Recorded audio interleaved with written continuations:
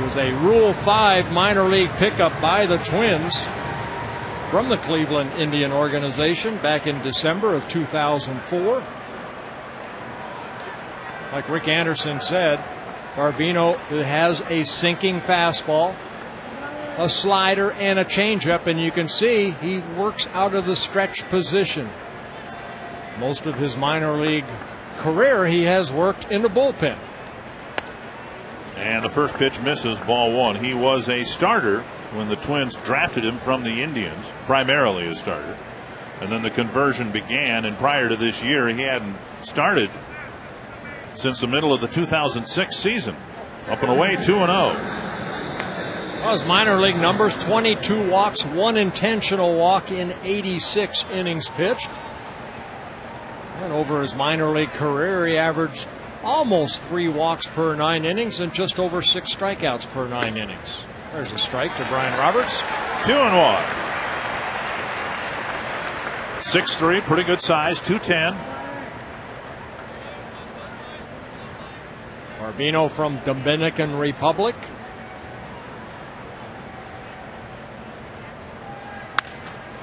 And a 2-hopper to Cabrera. Good start. 1 down.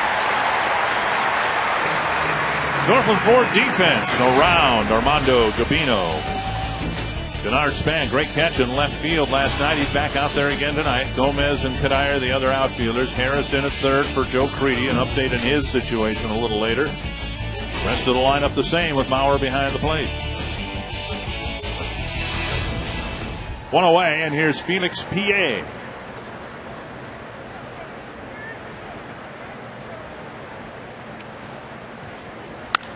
That's lifted to left and Span over a few steps.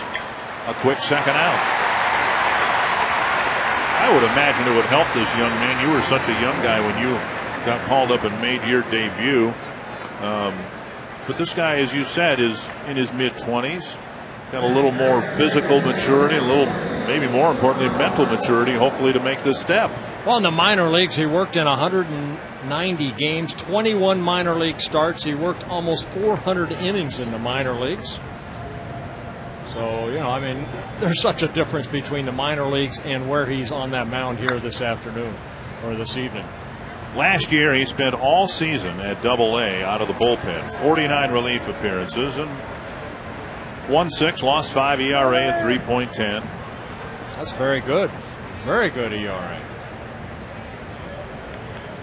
1 strike to Nolan Rimo. Check swing. That was a slider right there, down and away. 1-1. The Twins made so many call-ups from Rochester up here that Gabino got a chance to start in Triple-A. A good breaking pitch and a wave and a miss from Rimo. Yeah, I mean, Manship came up, Keppel came up, Umber came up, so that opened up the opportunity for Garbino to get some innings in that starting rotation. 1-2. And now 2-2. You saw Kevin Slowey had the cast taken off his right wrist earlier this week, doing some range of motion exercises. One of the reasons Gabino is here is because of the 3 starters on the disabled list. 2-2.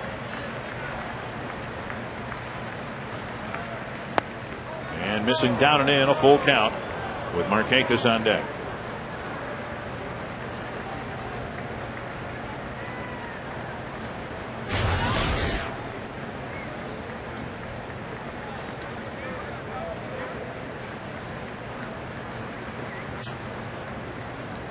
Three and 2 to Rimo. And he missed badly with it. A 2-out walk gets Markakis to the plate with a man aboard. Yeah, it looked like he tried a slider right there and missed up in the strike zone.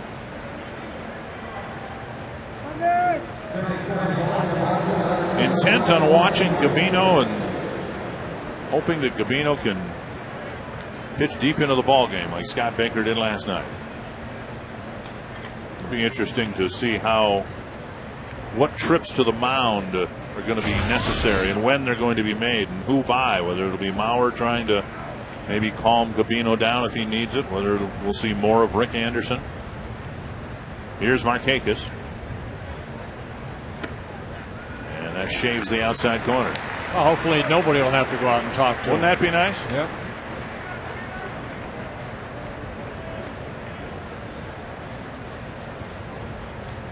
So far, a dozen pitches, 6 balls, 6 strikes.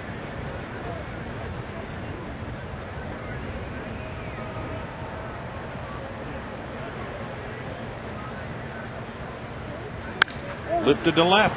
Looks harmless enough. Span catches out number 3 about where he caught out number 2 in a good first inning for Armando Gabino.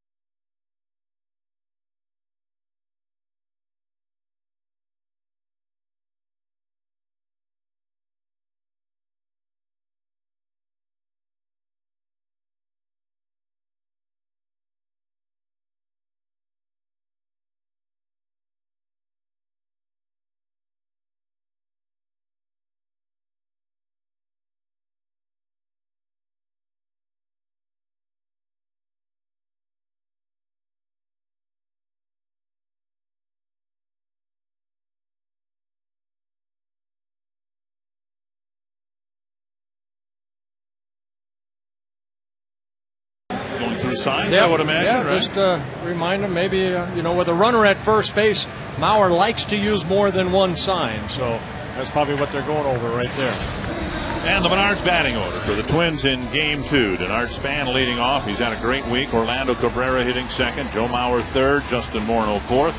Michael Kadire hitting fifth. Brendan Harris, Delman Young, Carlos Gomez. And isn't it nice to see Alexi Casilla put together the numbers he's put up over the last couple of weeks?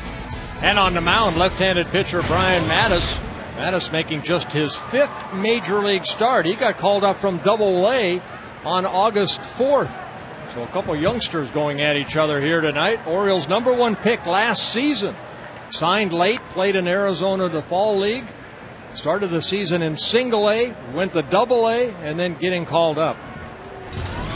Span will lead things off against the Baltimore left-hander.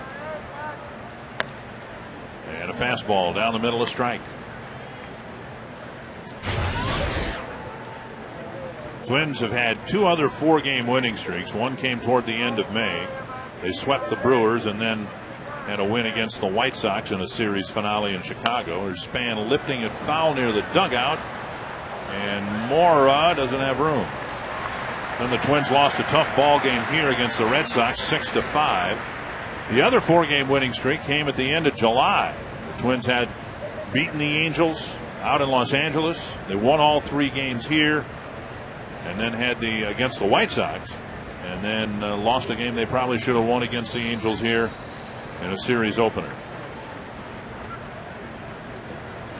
So trying to make it 5 in a row. 2 strikes to Span. 1-2.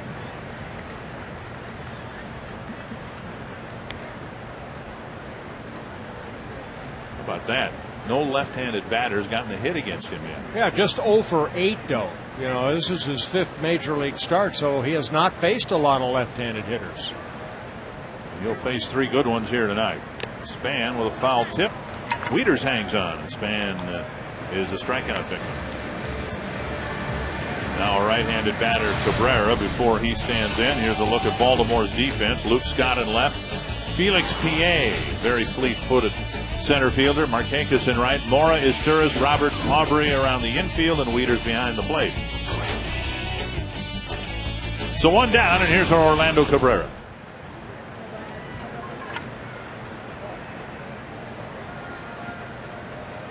Ball one.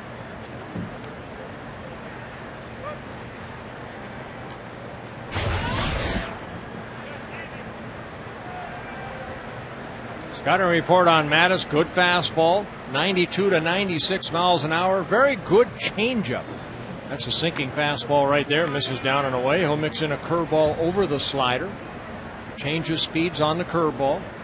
Number 1 pick by the Orioles out of the University of San Diego. 3-0 to Cabrera with Mauer on deck.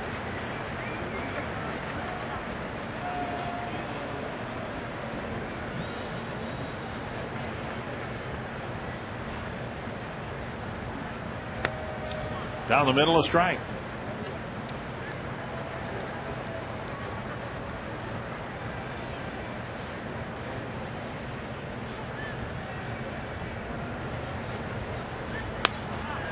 And down the middle again, 3-2.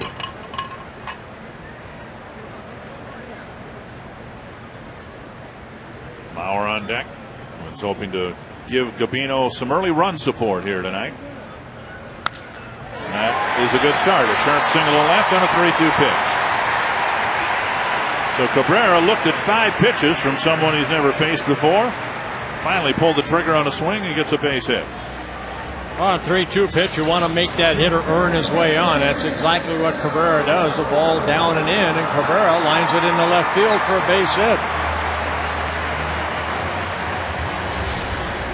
And that'll bring up Mauer with Mattis not giving up a hit to a left-handed batter. He'd be hard-pressed to find a team that can throw 3 lefties as good as Span, Mauer, and Morneau, and so we'll see how he fares against Mauer here. First pitch strike.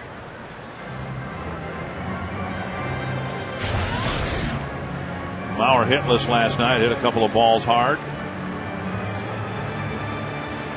Still has a 15-point lead over Ichiro. Mauer hitting at 374, Ichiro at 359 coming into today's play. And missing a little low, 1-1.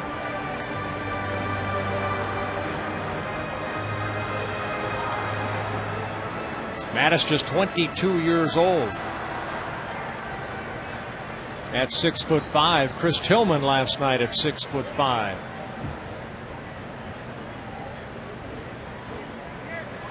Mauer takes high, and it's 2-0 or 2-1, excuse me.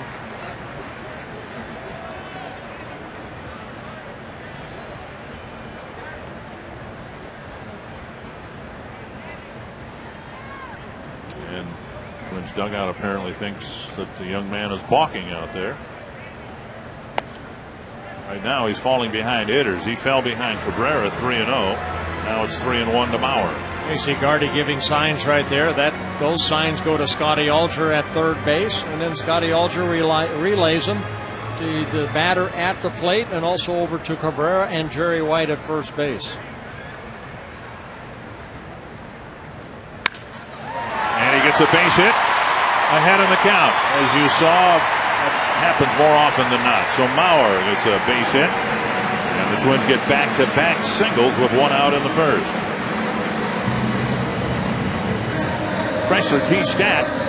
Both the Twins and Orioles have been scoring a lot of runs, but not last night. It's kind of nice to see the Twins win a low-scoring ball game. Love those ball games last night. Both starters pitched good. Scott Baker ended up winning a career-high 12th game in last night's ball game, and Chris Tillman ended up getting the loss where he gave up only 2 runs.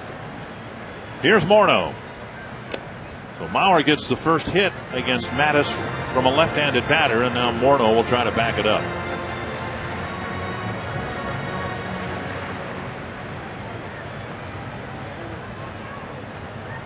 You know, runs scored aside, in the other 4-game winning streaks the Twins have had, the biggest reason they won those games consecutively, good pitching. Back in May, the 4-game winning streak, scores of 11-3, 6-2, 6-3, and 20-1. And back in late July, the scores were 10-1, 4-3, 5-3, and 3-2. 1-1 to Morneau. Fouled away.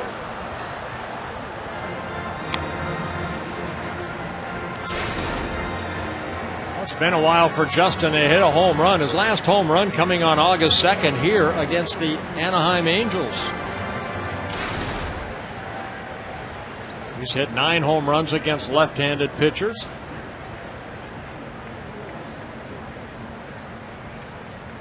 And he takes a called third strike. So Morneau out on strikes, and that'll bring up Michael Kadire.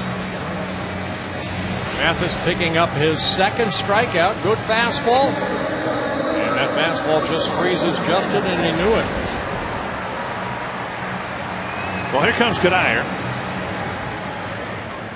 Twins finally researched what I guess we surmised all along and determined that Michael did indeed make Major League history on Sunday. Front runner goes and the pitch is down and in. Cabrera glides into third. Mauer stays put at first. Mattis had pretty much ignored Cabrera and he took the extra base. Yeah, take the extra base if they're going to give it to you right here. That's what Cabrera does. Now maybe he can score maybe on a wild pitch. Same way that Casillas scored the first run of last night's ball game. And now outside 2-0. Stolen base for Cabrera, his 13th of the year. Twins have determined that Michael Kadire is the only player in Major League history to have in the same season hit for the cycle and hit 2 home runs in 1 inning. Up and in, and now it's 3-0 with Harris on deck.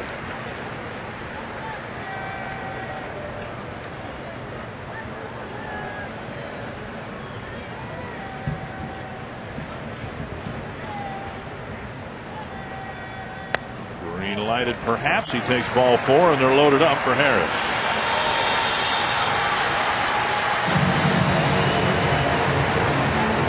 So 2 strikeouts, 2 hits, a walk, and a chance for Harris to do some heavy damage here in the first inning. And Wieters will go to the mound. And Dave Tremley in his 3rd season as manager of the Orioles. You know, it's one thing to have a young pitching staff, but the Orioles are also breaking in a rookie catcher. That's kind of a double whammy, I would think. There really is no experience at this level for either battery mate. Most of the time an Oriole pitcher takes the mound. Let's see what Harris can do here with the bases loaded and 2 out. Called strike. They start him off with a breaking ball, and Harris backing away a little bit, took it for strike 1.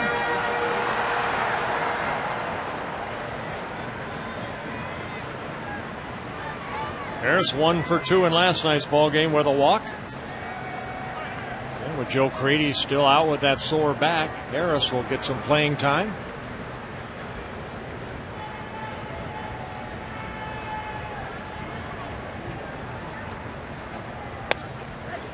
And he takes strike 2.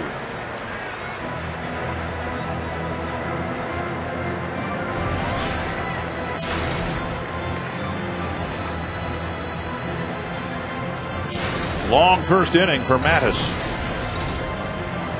But he's ahead of Harris, 0-2.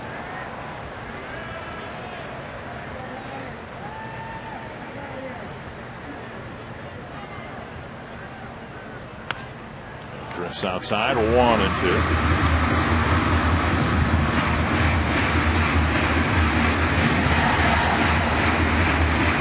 Pretty good bet that we'll be seeing a lot of Brendan Harris at third base in the short term. Robbie and Smikowski will give us an update on Joe Crede in a little while. Chopper left side, and Mora fires across, and the Twins leave the bases full in the first. No score after 1.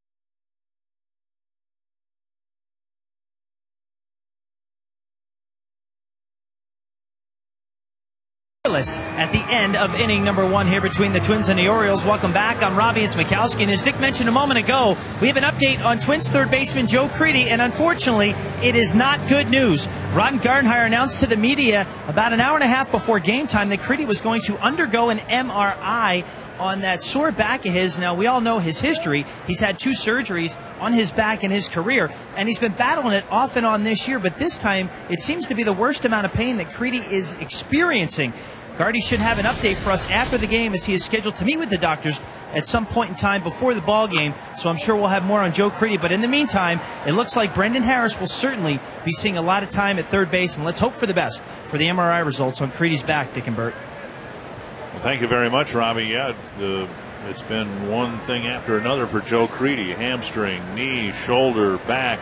Well, anybody who's ever had a bad back, you can imagine, what the pain that Joe Crede has gone through with the surgeries, and then now trying to recover from that, and then it flaring up again. Swing and a miss, and it's 0-2 to Luke Scott here in the second inning.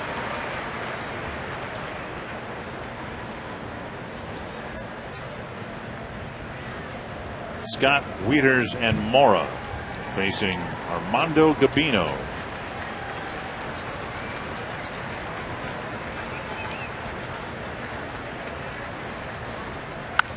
Popped up left field. He's keeping Denard Span busy.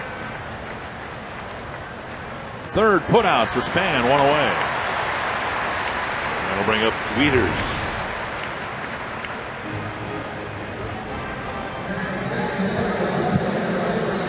Wieters, the catching phenom for the Orioles. It was just a matter of time before he was playing up here on a regular basis. A switch hitter with power.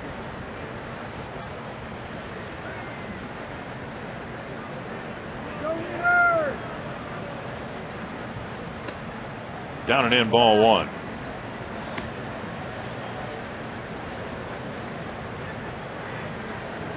Yeah, in last night's ballgame, he struck out his first 2 at-bats against Scott Baker, and then Baker in the 7th inning fell behind on him, and 3-1, and he lined that base hit off the baggie in right field. And now Gabino falls behind 2-0. Good night for Baker. Yep. Good night for Baker, and he seems to relish the situation he's in, where the Twins are relying on him to give them good start after good start, and he's been providing that for the last couple of months. Yeah, he's locked in. Carl Pavano, a good quality start before that last game in Kansas City. Baker last night, 7 innings, a quality start. Only 1 run allowed on 4 hits, 1 walk, and 5 strikeouts. And he did exactly what he needed to do. He gave up a run early, a 1 run in the 3rd inning, and then put 4 more zeros on the board. And the Twins scored a couple and won the game 2-1. And Wieters hooks it into right field for a base hit with 1 out. First Oriole hit. Saturday afternoons, it's baseball time on Fox. The national game of the week, the Rays, looking to improve their playoff chances. And we hope they do that, because they'll be taking on the American League Central leading Tigers. Fox Saturday baseball, 3 o'clock on Fox. The Tigers had a 10-0 lead on the Angels last night. And I was watching that game, and the Angels came back, scored 7 runs late. Had the tying run at the plate in the 8th inning, and the Tigers ended up prevailing 10-7. But I thought for the second time this year I was going to see a team lose a 10-run lead on the West Coast. Happened to the Twins, and it nearly happened to the Tigers last night. So the Tigers are out taking on the Angels tonight. The Red Sox are leading the White Sox 2-1 in the 5th. If the White Sox lose and the Twins win, Minnesota will be tied with Chicago for second in the division with a .500 record. And there's a strike, 1-1.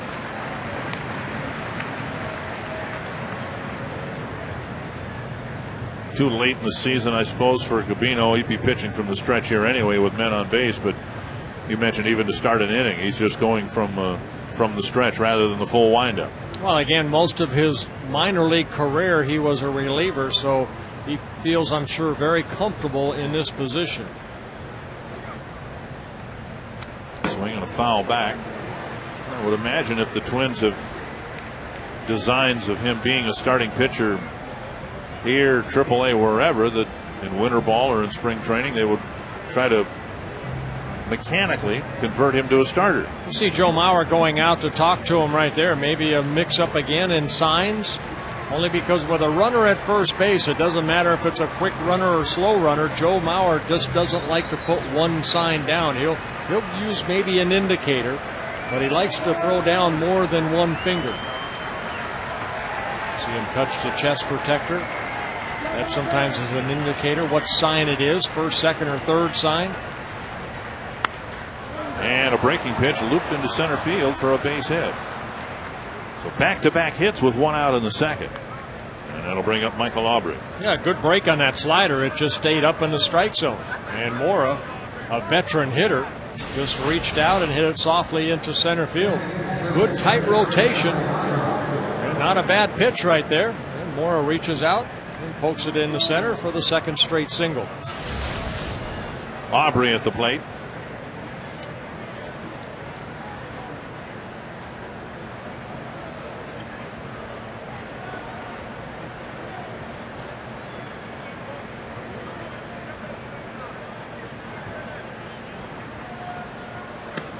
Sails outside, ball one.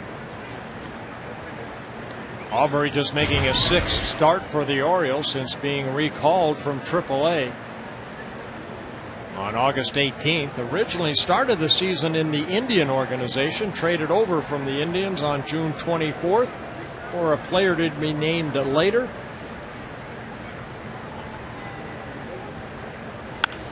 This one hit to right field.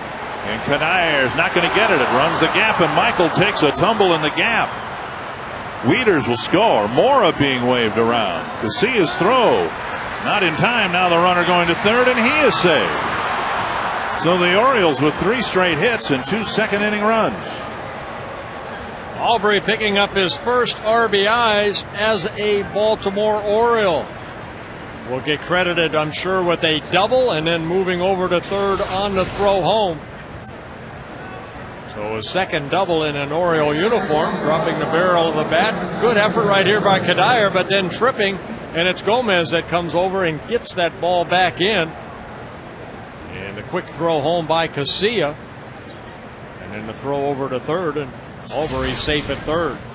Here's Esteuras. Twins bring the infield in here with one out. Down and away, ball one.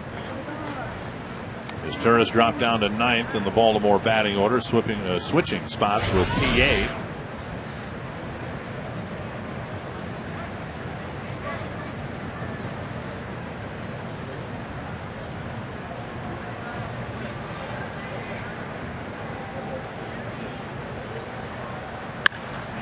Fourth straight hit. And Aubrey comes in from third. It's 3-0. Ravino leaving some pitches up this inning, and right there, that pitch to Esteuras left up. And Esteuras drives in a run, his 24th of the year. So the Orioles take a 3-0 lead. 4 hits from the bottom 4 hitters of the Oriole lineup. Yeah, that slider kind of staying about thigh high, and Esteuras getting that RBI single. Rick Anderson out to the mound, or a quick trip to the mound by pitching coach Rick Anderson. Try to settle down his young right-hander.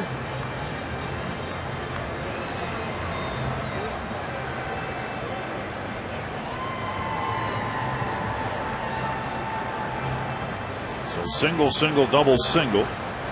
Back to the top of the order in Brian Roberts.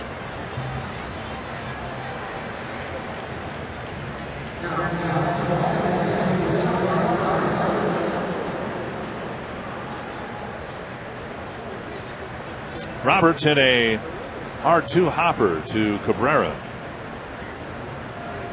for the first out of the ball game.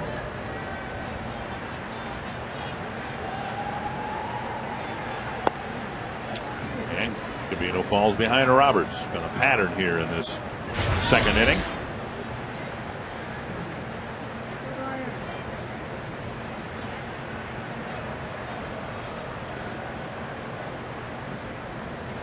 Twins hoping for a double play ball.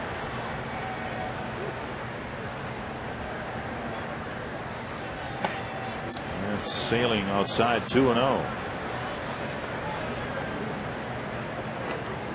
Casilla comes in. Try to settle down his fellow Dominican.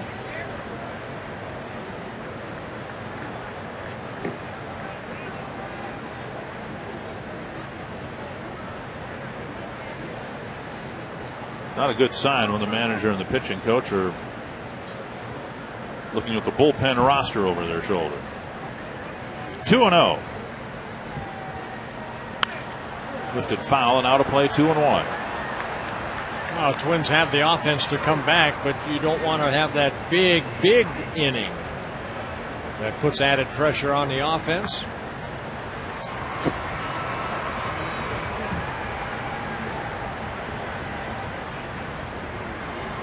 Two and one, with Cabino giving up 4 straight hits here in the second inning.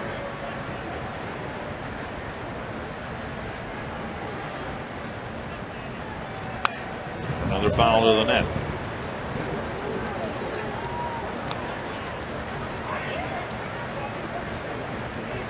And it seems like half the time he gets on base with a double. Orioles made a long-term commitment to Roberts, hoping that he can be around at the end of his contract to see the Orioles rebuilt into contenders again. 2-2. And that ball gets by Morneau. Is Turris round second. He's going to try for third. And he'll get there. So Gabino charged with a 2-base throwing error as Turris scampers all the way to third. Let's take a look at the throw right here. Did it go into the runner Asturis as he drove back to the bag? That ball just got by Justin right there.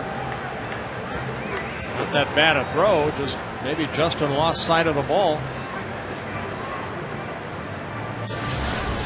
Gabino will get the air as Asturis goes from first to third.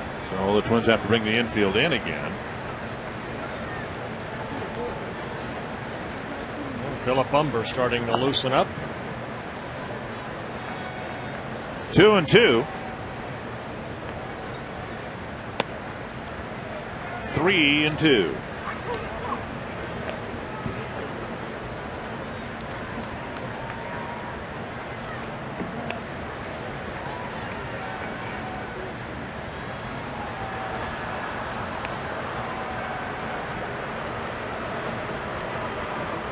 Need a strikeout right here. Nubbed. That's good. To That's Cabrera. Okay. 2 down. Right off the end of the bat, Roberts hit that ball to Cabrera, and Asturis had to stay at third. Cabrera offering his encouragement to Gabino, and now PA will hit. Infield, of course, back at normal depth.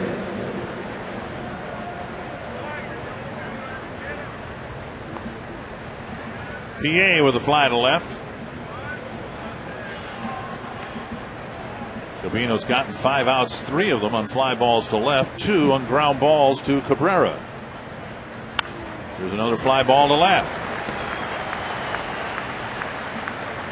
So Gabino pitches around his own error, strands a runner at third, but the Orioles get 4 straight hits and 3 runs.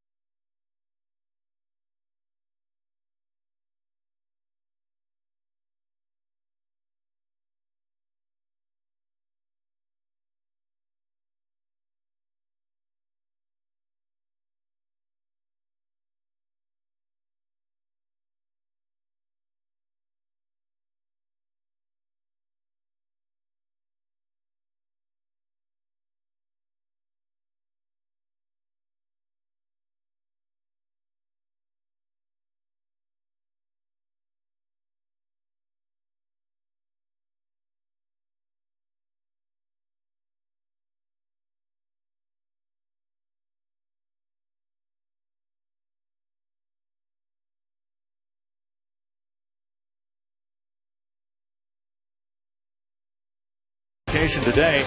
Beautiful building, the historic Landmark Center in Rice Park in downtown St. Paul. It was built in 1902, and I didn't know this, originally served as the federal courthouse and post office for the upper Midwest.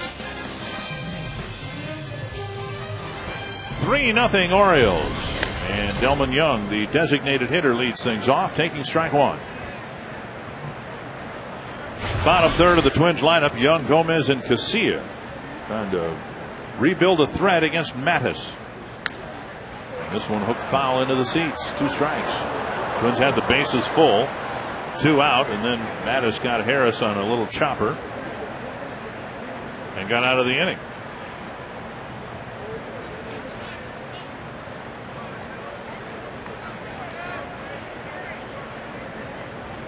Two strikes.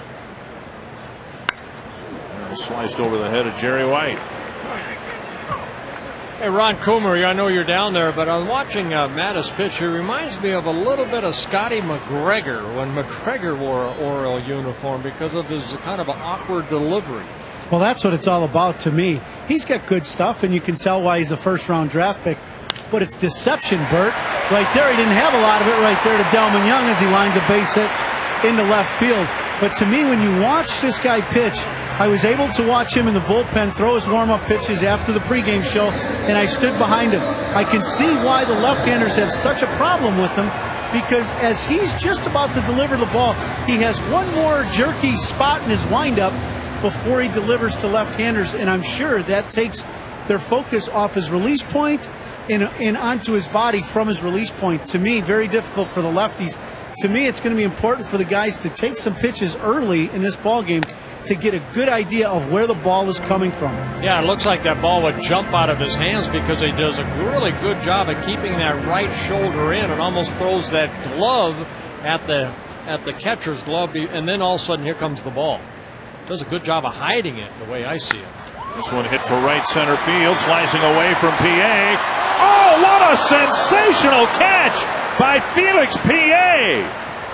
You will not see a better catch by a center fielder than that. Well, it looked like PA had a bad jump, and it was his speed that finally enabled him to catch up to this ball that kept slicing away from him.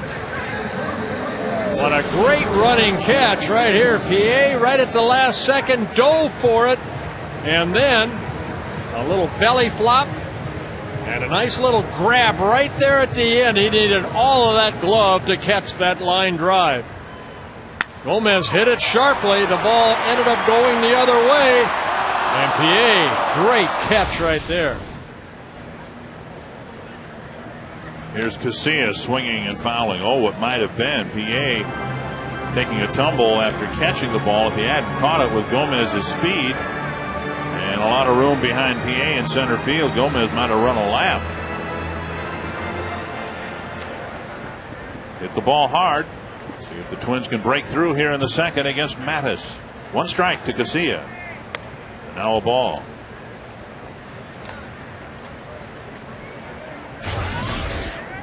Casilla with a triple to center field in the 6th inning when the Twins scored a couple of times.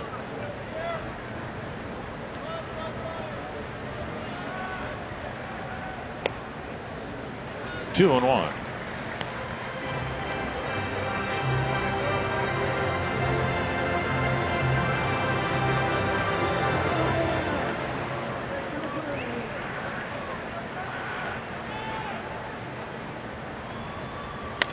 Checked his swing, I think.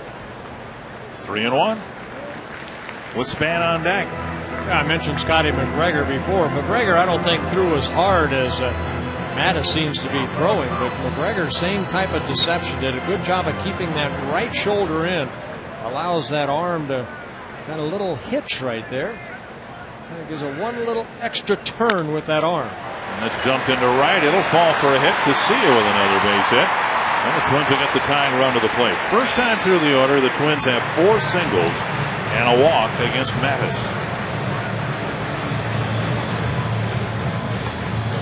Ron Coomer, facing a guy like this as a hitter, what do you try to do maybe the second time around? Well, I think as a left-handed hitter, because he's been so deceptive, we're going to see it right here. The big key to me is really keeping your head still, Bert. And right there, it doesn't do it justice. When you see it on the side, you can tell how much movement he has with his body. As his arm gets up into the slot where he's ready to fire from, he still has another movement that he goes right there. To right center field, it'll run the gap. Young's going to score. Casillas going to score. Span flies around second. A stand-up triple, and it's 3-2. Well, you can have all the deception you want, but if you leave the pitch up in a hitter's zone, they're going to clobber it. And that's what Span did right there. Picking up RBI 51 and 52 on the year on his 8th triple. A breaking ball that kind of stayed about thigh high. Span keeping those hands back nicely and lining that ball into right center. The center fielder finally able to track it down, but Span and the speed in front of him make it a 3-2 ball game.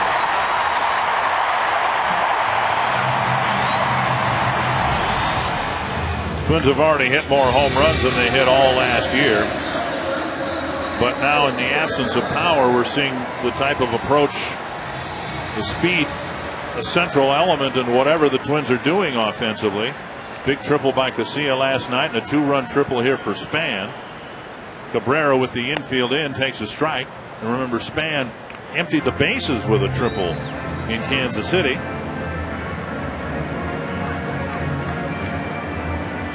Guys, I think the big key for Span was he was really still with his body and his head did not move. You know, Joe Mauer does that naturally. For lefties, that's going to be the big key, is getting good vision and seeing the baseball out of his hand and not reacting to his windup. Denard Span, obviously, the first at-bat took some pitches. That at-bat was right on. 1-1 to Cabrera.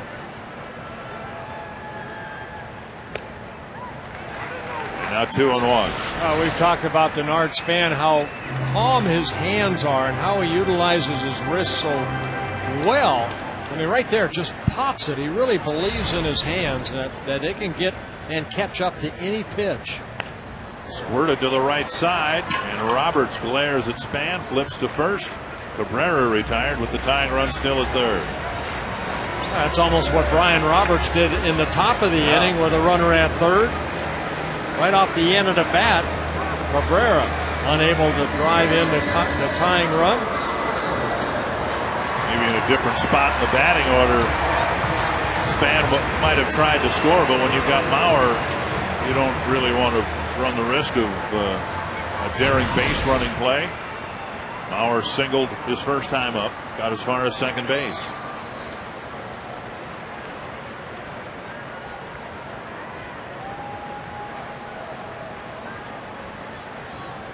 Span with a big lead at third with Morrow well off the line. Span has the luxury of being about 60 feet from home plate as the pitch is delivered.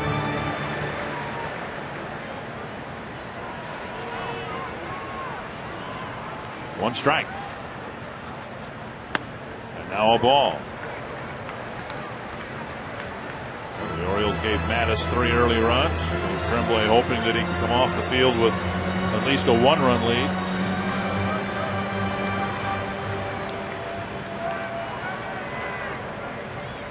One and one to Mauer. 2-1. Yeah, Mattis making his 5th major league start. In his first 4 starts, 3 of them on the road. He has just thrown a lot of pitches in a short amount of time. His longest outing at the major league level came in start 3 against the Angels, where he worked only 5 2/3 innings.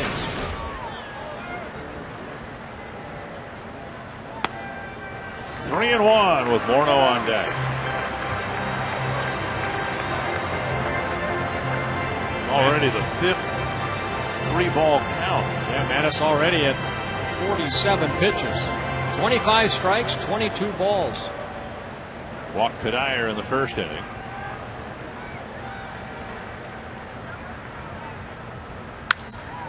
And a liner to third. Another line drive for an out off the bat of Mauer. Twins get 2 back at 3-2.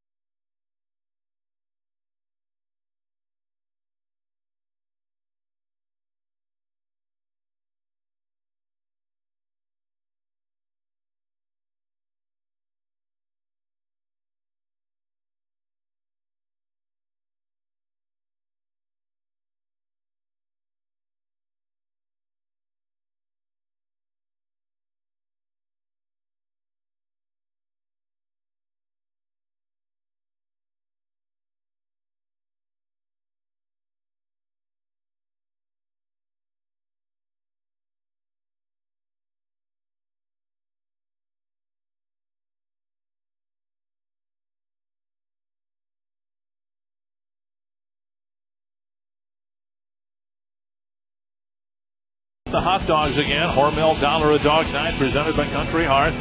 Hormel hot dogs for $1 a piece while supplies last. And limit 2 per customer, of course. You can get your tickets for the Twins and Orioles by calling 833-TWINS or visit twinsbaseball.com. Nolan Reimold will lead off the third against Armando Gabino, who's hoping for a better time of it in the third inning. The Orioles roughed him up for 4 straight hits and 3 runs in the second. Yeah, big inning right here. You want to put a 0 on the board after the Twins came back with 2. Strike 1.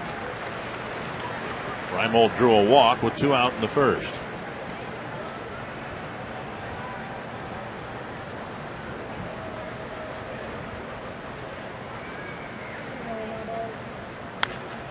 Pulled foul. 2 strikes.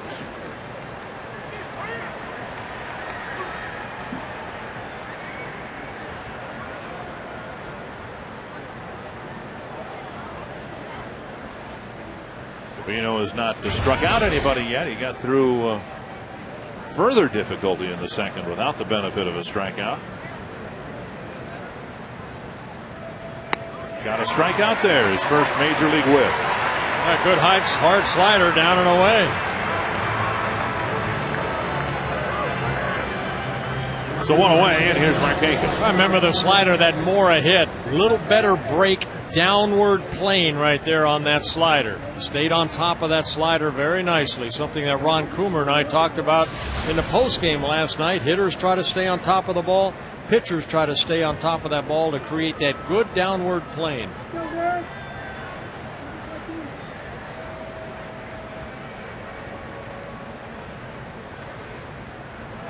And Markakis takes a strike.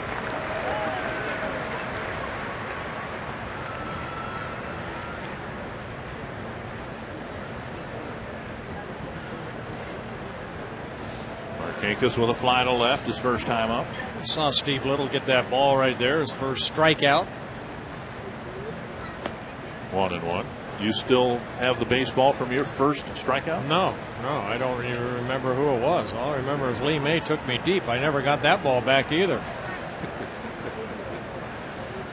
I got the game-winning ball. There you go. I ended up winning the game 2-1, but swing and a miss. That's one of the neat things you did. You kept a baseball from all 287 of your wins. That's got to be a wonderful collection. Yeah, it's a lot of fun, to reminisce and look back at a baseball where maybe I pitched a shutout. And believe it or not, I can look back and I can remember maybe part of that ball game. But if I didn't go 9, I still got a game ball from that game and wrote on it how I did, who got the save, maybe who I beat. Deep to right down the line, and Markakis will have an extra base hit with Kadire firing it back to the infield. Paid attendance, game time temperature. How much information did you put on the baseball? I really put a lot. I mean, like, Bill Campbell back in the early 70s saved a ball game for me. See that slider right there going right into that swing of Markakis. Good solid swing. This guy's a good hitter. Lines it off, but Kadire made it very close at second. His 40th double. So you have Roberts with 48 and Markakis with 40 doubles. So now Gabino will try to pitch around this little situation with Luke Scott at the plate. Scott lifted a fly ball to medium left field for Denard Span to catch.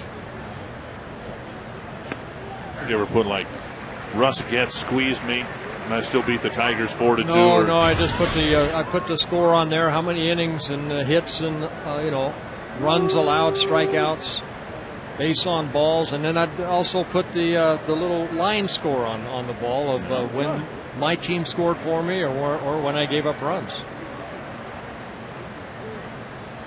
1 strike to Scott. What's kind of cool about it is that Bowie Kuhn was a commissioner, so that baseball had Bowie Kuhn on it. There's a different presidents throughout that I played for 23 years. That those are the original ball back from 1970 to 1992. Well, you probably you had some on Joe Cronin balls, I suppose. American League president. Yep. Lee McPhail, whose son Andy is going to join us here in the next inning. His facsimile signature on the baseball. Outside, 2-1. Of course, they don't do that anymore. The American League teams use the same baseball as the National League teams, and it has the commissioner's fake signature on it. I mean, he didn't personally sign all those baseballs? I don't believe so. There's Andy. He's talking with Twins general manager Bill Smith, and Andy will come over here in the top of the 4th inning. 2-1, and now 3-1. So let's see. In your time, then, in the National League, you would have winning baseballs with Joe Cronin, Lee McPhail, Bobby Brown. In the American League, Gene Budig, and then Chuck Feeney, I suppose, in the National League. Peter Uberoff, was he? I don't think they just put the presidents. Well, he was the commissioner, right? Well, there's a walk that'll fill first base. First and second, one away. And you can ask us a question or comment online at carsoup.com/baseball. And tonight's question comes from Mike Hayes, who apparently just recently celebrated a birthday, by the way, from St. Paul. Who do we think will take home the American League Rookie of the Year award?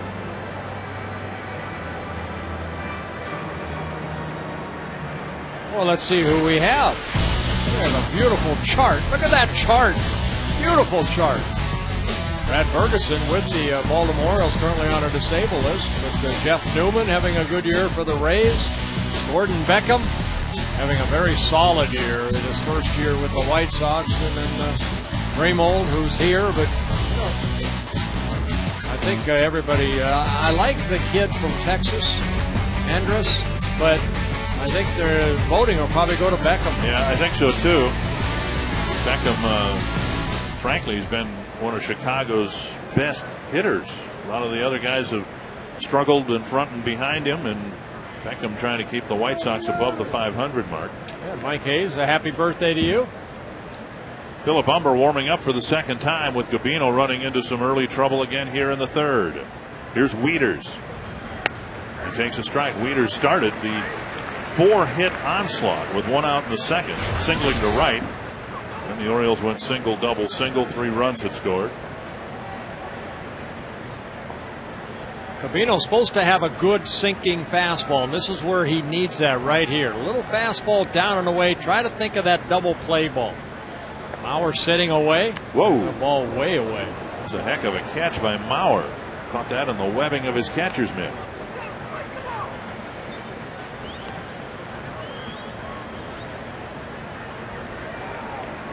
Twins have come back to get a couple of runs, and after Gabino gave up 3 in the 2nd, now he's in danger of giving more runs to the Orioles in the 3rd. 1-1. Outside. Oh, this is where Gabino just needs to find that one pitch. Joe Nathan in last night's ballgame had a tough time getting that slider over, and finally he did to get that final strikeout in last night's ballgame of Wieters. But right here, I mean, if that's your pitch right there, that sinker down and away, keep throwing it until you hit that spot down and away and get that ground ball. 2-1 to Wieters. Changeup over for a strike. Ron Coomer, you think maybe because he's nervous that a natural sink that we were told that he has may not be there? I would agree. I think his body's rushing forward, Bert, and his arm isn't able to catch up where his hand. And to me, he's underneath a lot of pitches, and that's why he's not getting the sink on his fastball. 2-2.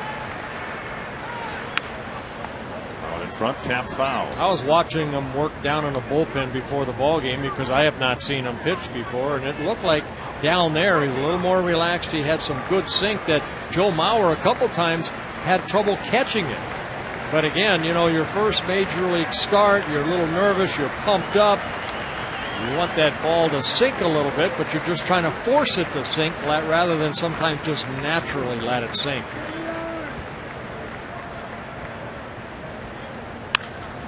Morneau picks it up, out at second, and Gabino maybe a little late covering the bag.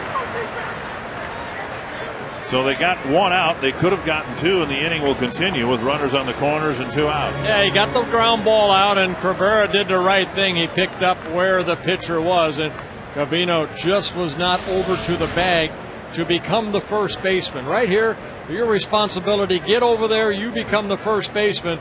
And you see Cabrera thought about it, but alertly held on to it. So first and third, 2 out. And here's Melvin Mora. Mora punched a single into center field in the second inning.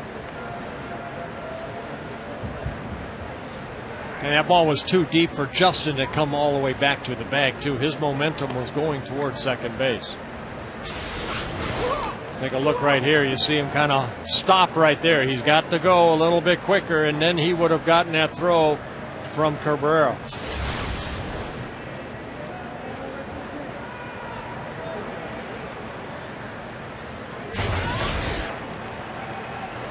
One and 0 to the veteran Melvin Mora.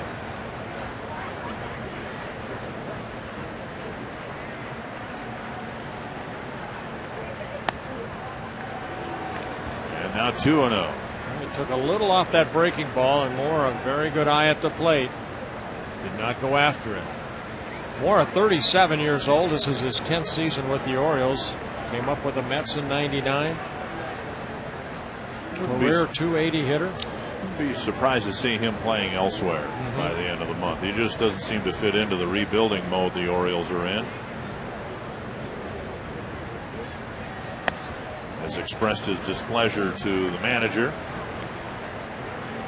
Depending on what Joe Creedy finds out regarding his back, I suppose you could build a case for Mora being considered by a team like the Twins, who might be looking for a third baseman in the final weeks. Yeah, a lot depends on what Andy McPhail and the organization want to do. It's still good to have some veterans around that come to the ballpark to want to play every day.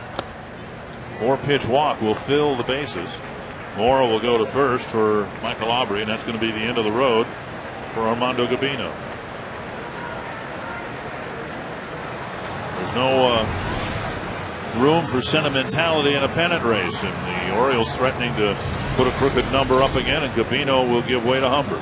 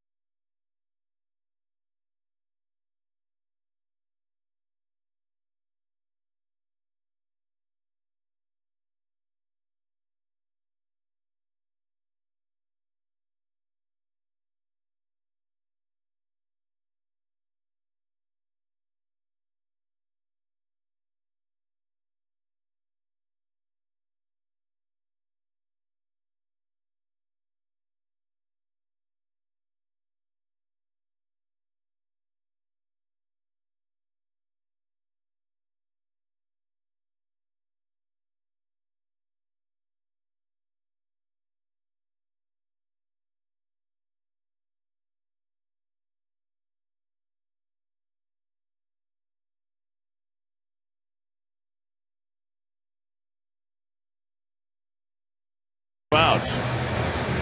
Well, Umber making his 7th appearance, his 3rd since being recalled from Rochester.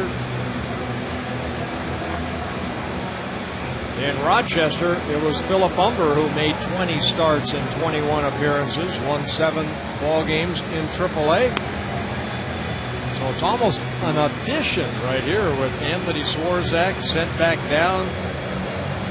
Gabino coming in, his outing wasn't very good, so it kind of opens the door a little bit, maybe for a Philip Umber or a Jeff Manship to fill this spot in the rotation. So what Umber wants to do right here is maybe get out of this situation and pitch deep into the ballgame. All he needs to do to pick up some points in the dugout is get the first batter. Here's Aubrey, drove in 2 runs with a double to right center. His first time up. Bases loaded, 2 outs, and the Orioles up a run. ball one. Humber has never entered a game with a runner aboard on the season. If you pay attention to these things, 6 first batters, and he's retired 2 of them, or he's retired 4 of them, I should say. 1-0, and just off the inside corner, 2-0. A good fastball right there. So instead of it being 1-1, it's 2-0.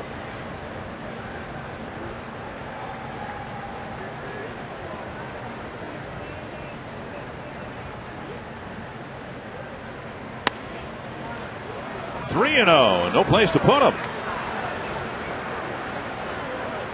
Well, Humber coming over in the Johan Santana trade, and Johan Santana, his season is done. He has some bone chips in that left elbow, so his season is done with the Mets.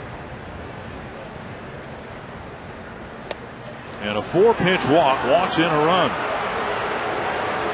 Third walk of the inning. The only hit this inning was Markakis' double off the fence and right. Well, Humber coming into a tight spot and no margin for error, but he didn't throw a strike. Although 1 or 2 of them looked like they could have been called strikes. Here's Izturis, an RBI single his first time up. So 4-2 Baltimore. And the bases are reloaded with 2 away.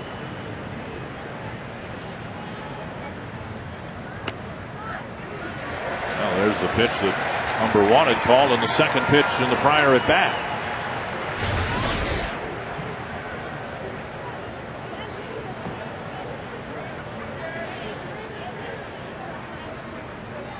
One strike.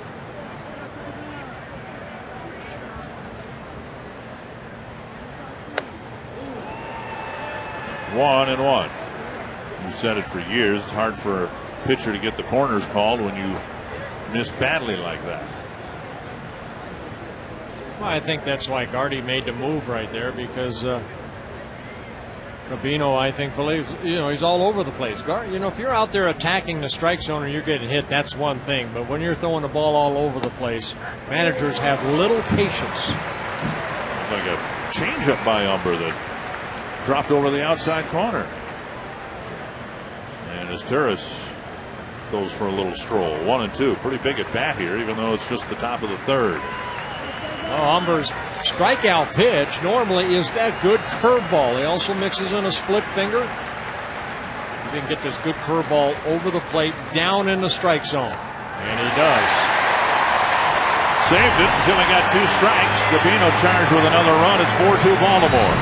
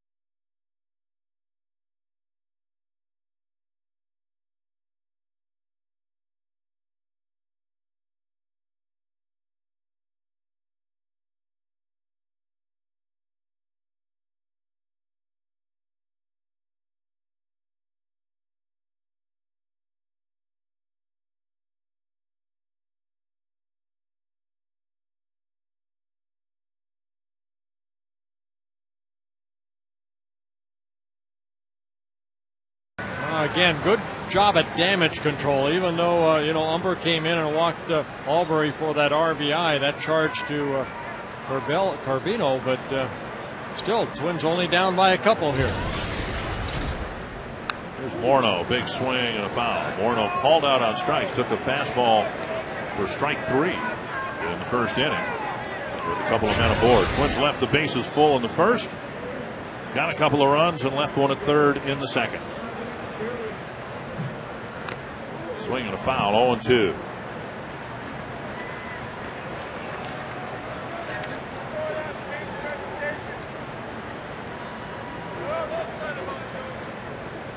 Two strikes to Morneau, be followed by Kadire and Harris. Checked his swing, 1-2.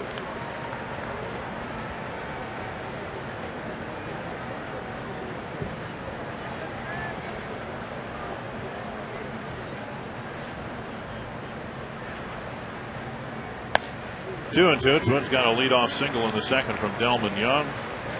Gomez robbed of a hit by PA, a sensational catch in center, and then the Twins went single, triple. They hit the ball very hard against Mattis in the second inning. Got a couple of runs. And now 3-2 to Morneau. I see this so many times from young pitchers. You're able to get strike 1, strike 2, and then you start nitpicking. And that's why that pitch count gets up so high so quickly. Just don't trust your stuff. Now you end up having to come in with a 3-2 pitch. And Morneau clubs it to right center field and hits it a ton. And that happens. Number 29. And it's 4-3. I mentioned in his last at-bat, his first home run since August 2nd here against the Angels. With a solo home run off of Jarrett Weaver. So Justin puts the Twins one closer to the Orioles with his 29th home run. High fastball. Justin tommyhawked that ball.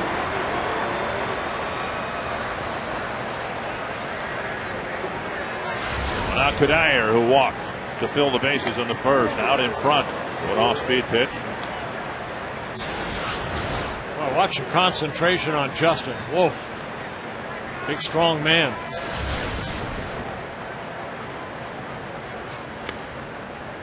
Ron Comer, encouraging for Justin, who missed some time because of his inability to concentrate, to be able to hit that one squarely. Well, he did, and to me, that's the first at-bat I've seen him have since he's come back yesterday and today that he took aggressive swings, and that was the Morneau swing. His stride was out there where it normally is. He was aggressive swinging. There was no tentativeness. Yesterday, it looked like he was feeling his way around a little bit. That swing right there, the first one, or that at-bat, the first ones that I've seen him take his normal swing. Yeah, you don't see him take a called third strike very often. So he's brought the Twins back to within one. Here's Brendan Harris, who hit a chopper to Morrow with the bases full and 2 out in the first inning.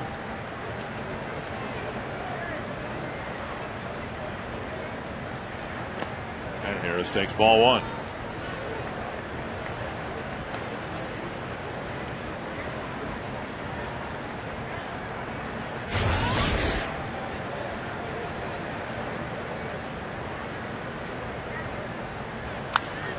Lifted foul down the left field line, back into the seats, 1-1.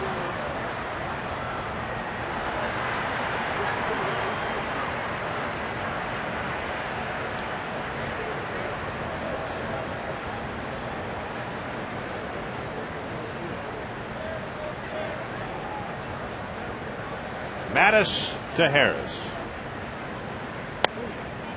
Down low, 2-1. Your major league debut, or through your 1970 season, you had Phil Roof. Who else were the catcher? George Metterwall was my catcher, and Tom Tashinsky. This one hit hard to center, and PA. That'll break in the glove. A couple of bullets out to center field, 2 down. Young coming to the plate. Let's get an update.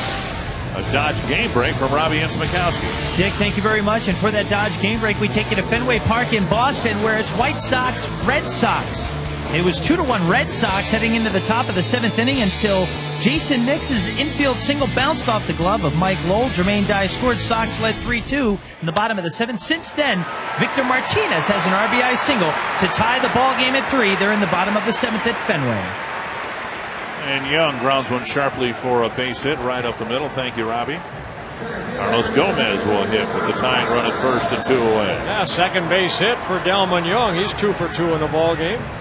Boy, Mattis has been hit very hard here. Some of the outs have been very loud, and Wieters and Mattis trying to get him through the 3rd inning here.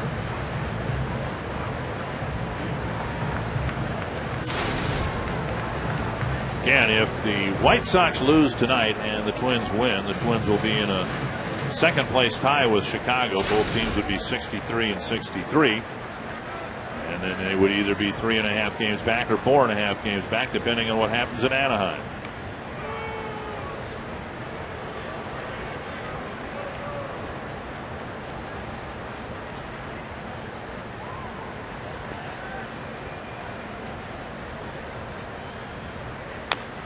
Chopped off his front leg, a strike. Gomez hit a slicing line drive to right center field, and PA streaked after and caught it in the tip of his webbing and then took a tumble.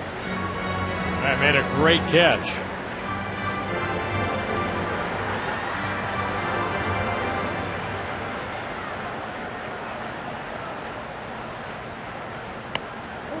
Gomez late on the fastball.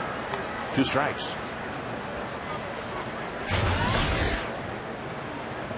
Twins DHing Delmon Young with the left-hander going, and Jason Kubel much better against righties than lefties. Gomez, did he check his swing? Blocked nicely by Wieters. 1 and 2. Anyway, the point is getting in with your catchers, Mitterwald and Tuschinski. Mitterwald had substantial major league experience by the time you came along, didn't he? Yeah. And Tuschinski, as I recall, a lot of time in the minor leagues catching. Yeah, both of them called a very good game. 2 and 2. You at least had the benefit then of having somebody who had kind of paid his dues and learned the ropes and had an idea as to how to get major league hitters out. I don't know that the Oriole young pitchers have that with Wieters yet.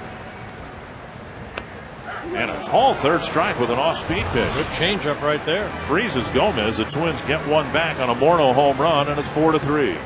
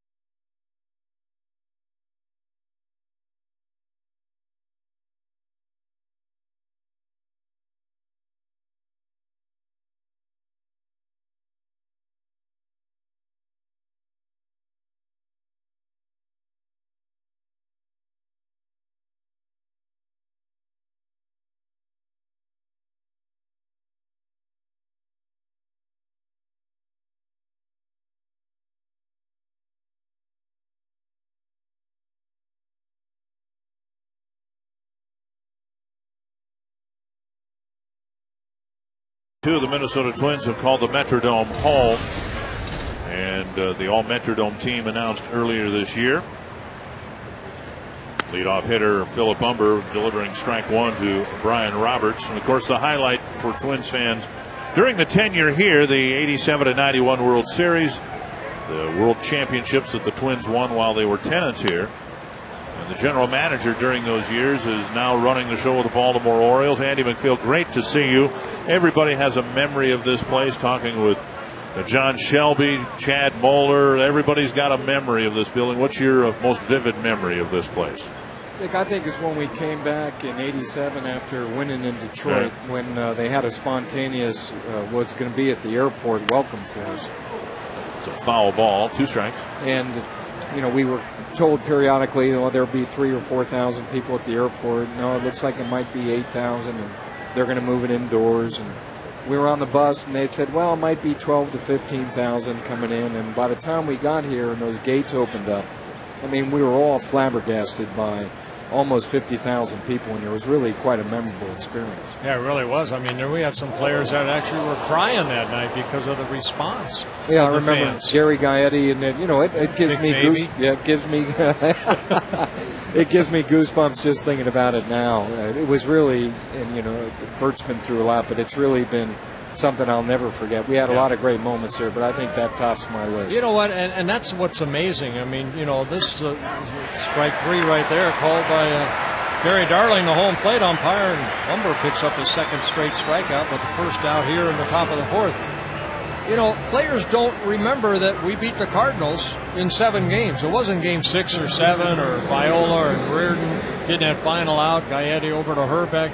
It's that one night that we were going to go to the World Series, in the way the fans reacted, and the fans just carried us, right? They were our 10th player on the field. Oh, no question about it. We didn't lose a game at home. I think in all the postseasons I was here, we may have lost 1 game in this park. The fans were enormously energetic, and really did us a great service, and made it very difficult for our opponents in here. When you took over in '85, you had a lot of young players. Did you know that, hey, 2 years from now we're going to win the World Series? No, I had no clue. Going in, I really didn't understand how good a nucleus of talent was already in place. You already had Bernansky and Puckett, Blyleven, Viola, Herbeck. Gagne was an underrated shortstop. Gary Gaetti at third. We had a good group in place, and it was really up to us just to put some of the supporting cast in. We improved the bullpen with Berenger and Reardon, and Danny Gladden could give us the defense that I think you need in this ballpark in left field. And Al Newman was a helpful player. We were really, it really didn't require us going out and getting those potential Hall of Fame type players, because we had some right here. I would show you Tom Kelly right there. He was the captain of the ship. The players really enjoyed playing for him, and very much supported him in a full-time role. And Carl went along with it, was fine with it, and we were very, very fortunate. There's Joe right there. Greg Gagne on the All-Metrodome team, the starting shortstop for both the 87 and 91 teams. Bert touched on the transition that occurred, and in reality, the 87 year was your first year right at the reins. Tom Kelly, there was a lot of drama, or not drama, but no one knew who was going to be the manager for a good part of the offseason until you finally decided on Tom. And that's one thing I think fans should reflect on when we walk out of here for the last time. That year, that wonderful year, a lot of things, not just on the field but off the field, had to fall into place. Yeah, we were very fortunate. What I didn't know is Carl had decided that he was going to promote me to be the full-time GM. And I was talking to him about Tom. He was a little concerned about 2 rookies in his manager and GM job.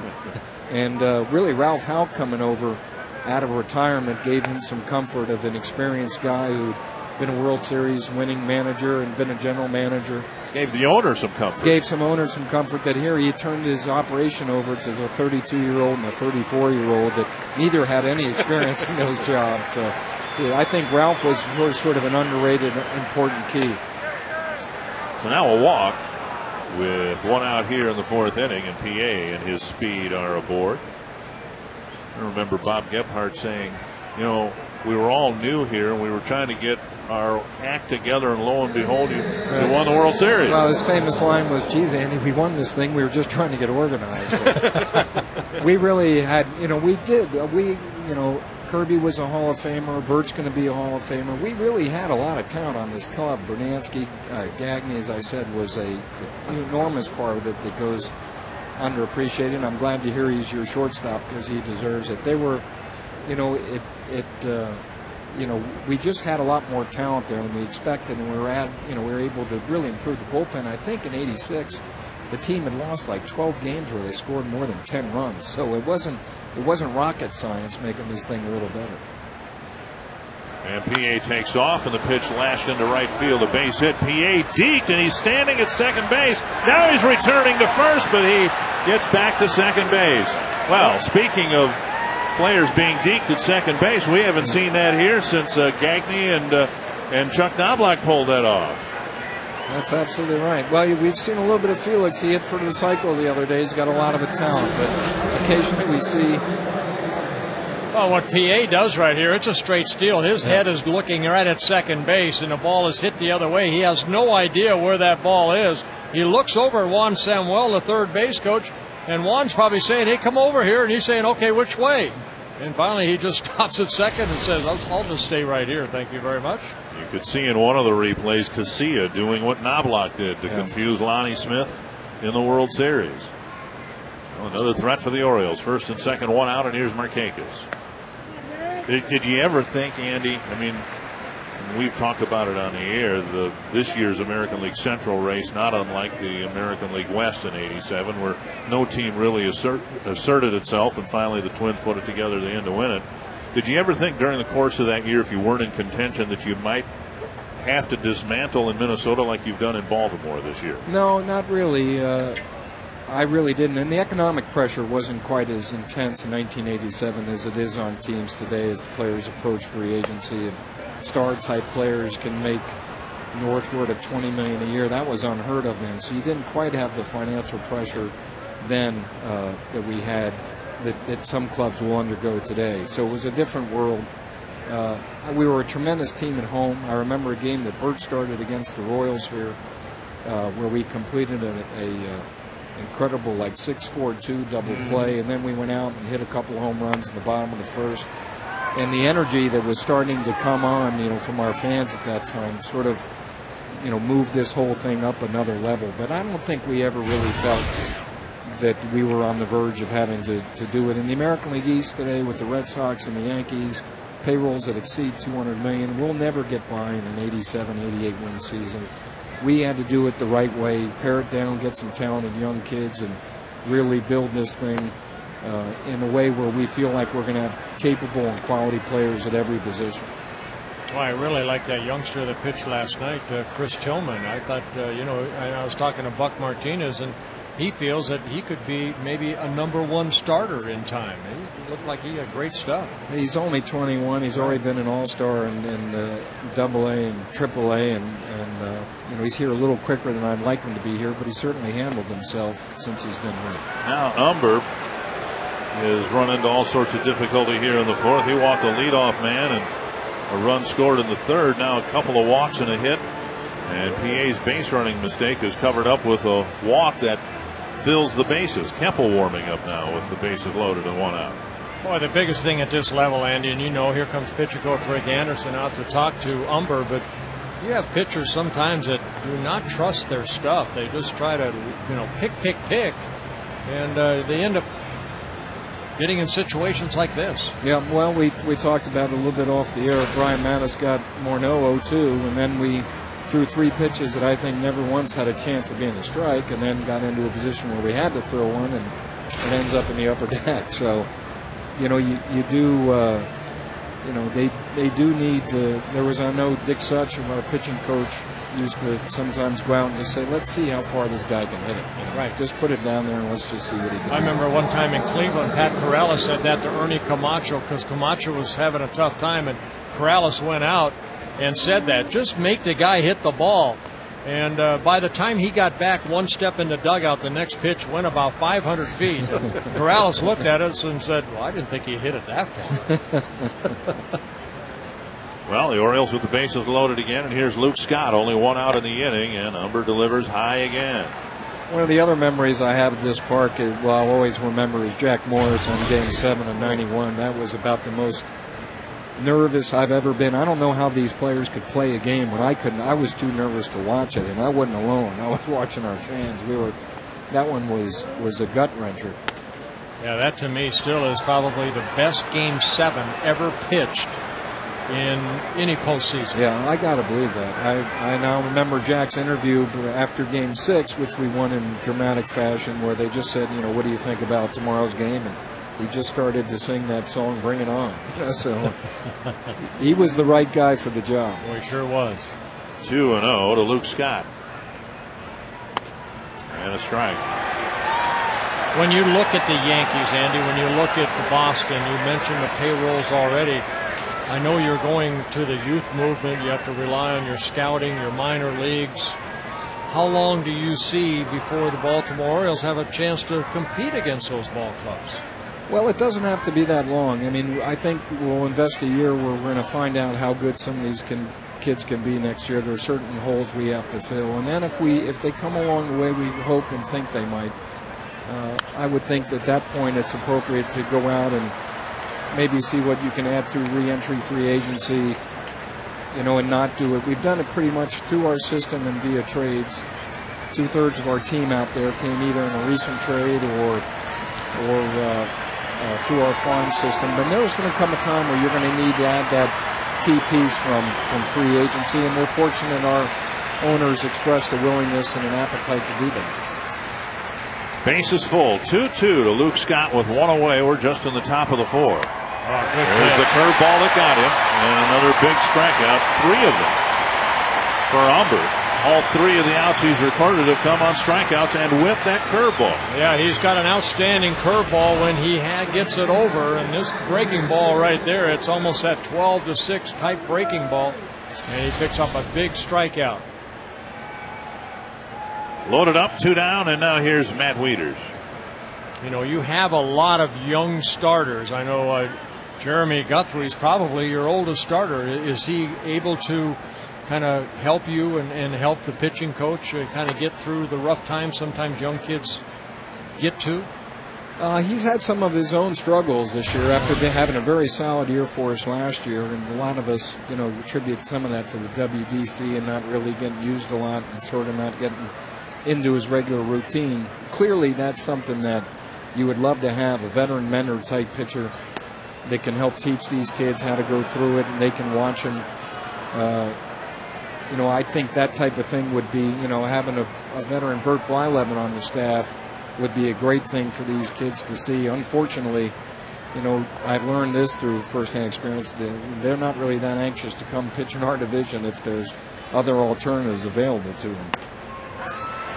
A high strike called again to Wieters. You got a good one here in this guy, 2-1, and everybody, all the scouts rave about the makeup of this young man and the bright future he has in the major leagues. Well, we hope so.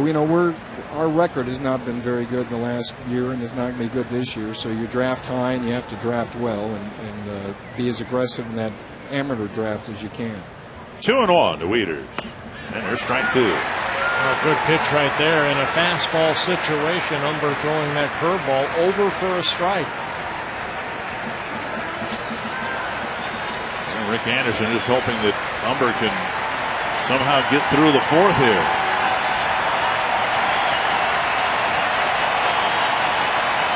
Two and two. Does it go to the curveball for a strikeout?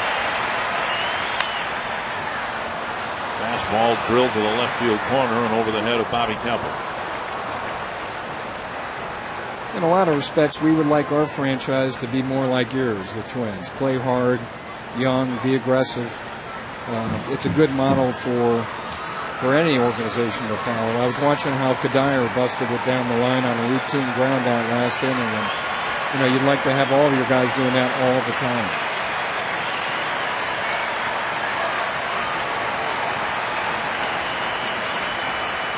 I always say the 2-2 pitch very important here. You don't want to go 3-2 because then the runner's going to be taken off. Curve it's wide. going to go 3-2. Umber, who's thrown a couple of good ones this inning to get called third strikes. has missed a couple of times here in this at bat. And so the merry-go-round begins. Bases loaded, 2 outs, and a full count. Well, this is the 8th batter he's faced. Only one has been able to get on and make contact. 3 walks, 3 strikeouts. And make it another walk. So Umber issuing his second bases loaded walk. And that'll be the end of his night. Well, he went with a breaking ball and just missed outer half of the plate. And so Bobby Keppel will come into the same spot Umber came into last inning with the bases loaded, 2 outs. And the Orioles in front by 2.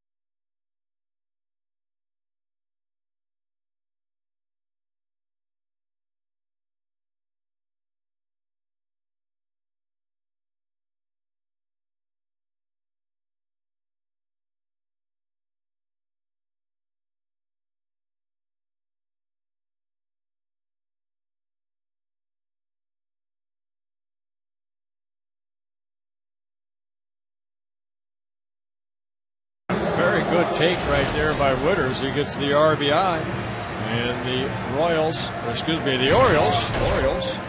a 5-3 lead.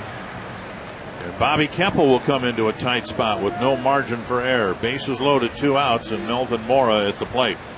Well, Keppel making his 23rd relief appearance. He worked 1 shutout inning on Sunday in the Twins' 10-3 win over the Royals.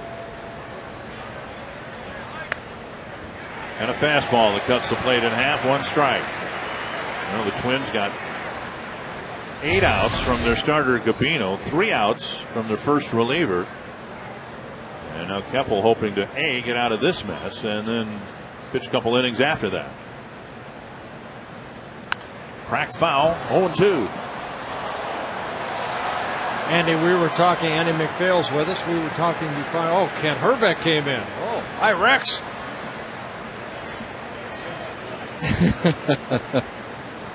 God, isn't there security here? Do you let anybody in this ballpark? Kent is in the building. 2 strikes to Mora. It's got to be back. Nice for you to be back in Baltimore. It is. That's where I grew up, and my dad had the GM job, so it's nice to have the job that my father used to have growing up and playing, watching the Orioles as a kid. Brooks Robinson and later Frank Robinson. Aparicio was a lot of fun. They're great memories. Great baseball town, which we hope to reinvigorate. And another foul off the bat of Mora. The Orioles left the bases full after the bases loaded walk in the 3rd. Keppel's job is to make sure that happens again here in the 4th.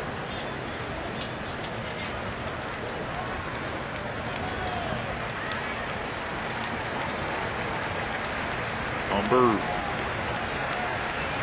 with a couple of bases loaded walks while he was out on the mound. 1-2 to Mora. And now 2-2. Well, we've seen Bobby Keppel with a good sinking fastball. That hard slider just missing right there.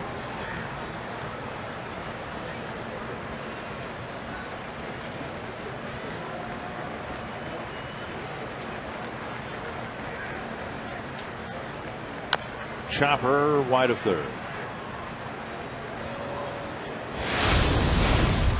Mr. Herbeck, a member of the All Metrodome team. Hitting one into the upper deck there. I'm just glad I wasn't pitching. That home run against Charlie Liebrandt was from that game you talked about, the last home game of '87. There's the grand slam. That's Ken Daly and the Cardinals. I think he got picked off that game, too, as my memory serves me correctly. Remember, he's standing behind you. Swing and a miss. Keppel strikes out Mora. The Orioles get one, but again leave the bases full. Andy, great to see you. Enjoy your time back in Minnesota. Thank you very much for having me, fellas. Thank you, Mr. McPhail. Thank you, Bert. Take care.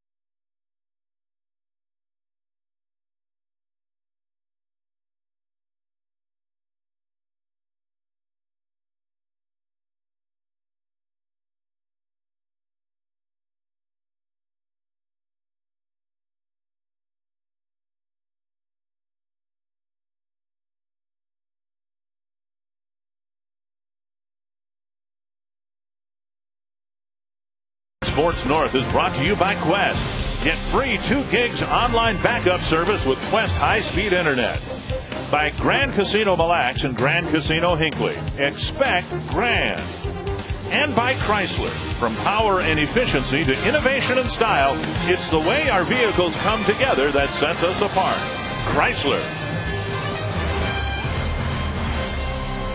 Couple of bases loaded walks the difference in the game, and now in the bottom of the fourth, Casillas taking ball one, and he takes strike one. It'll be Casillas, Span, and Cabrera against Brian Mattis, who's had his own issues. The Twins left the bases full in the first, scored a couple, left one on in the second, scored one and left one on in the third. 2-1. This game's been a mess.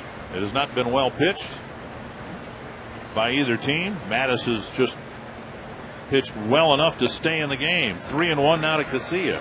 Well, 7 walks for the Twins pitchers here tonight so far, and that's not that kind of makes for a long game, also a long inning at times. And Casillas draws a leadoff walk. Well, we have Mr. McPhail out of here now, and the Aflac Duck. We'll have to rely on Mr. Herbeck for help with our Aflac trivia question. Aflac. Who was the last Oriole to lead the American League in doubles?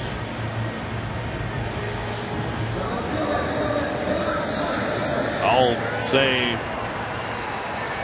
Frank Robinson.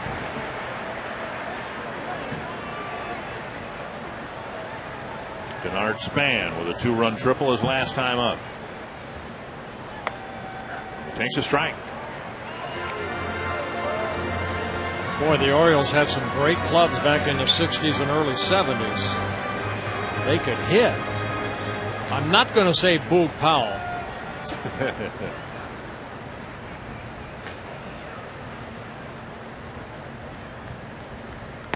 Inside, 1-1, and Mattis seems to have a tough time following one strike with another.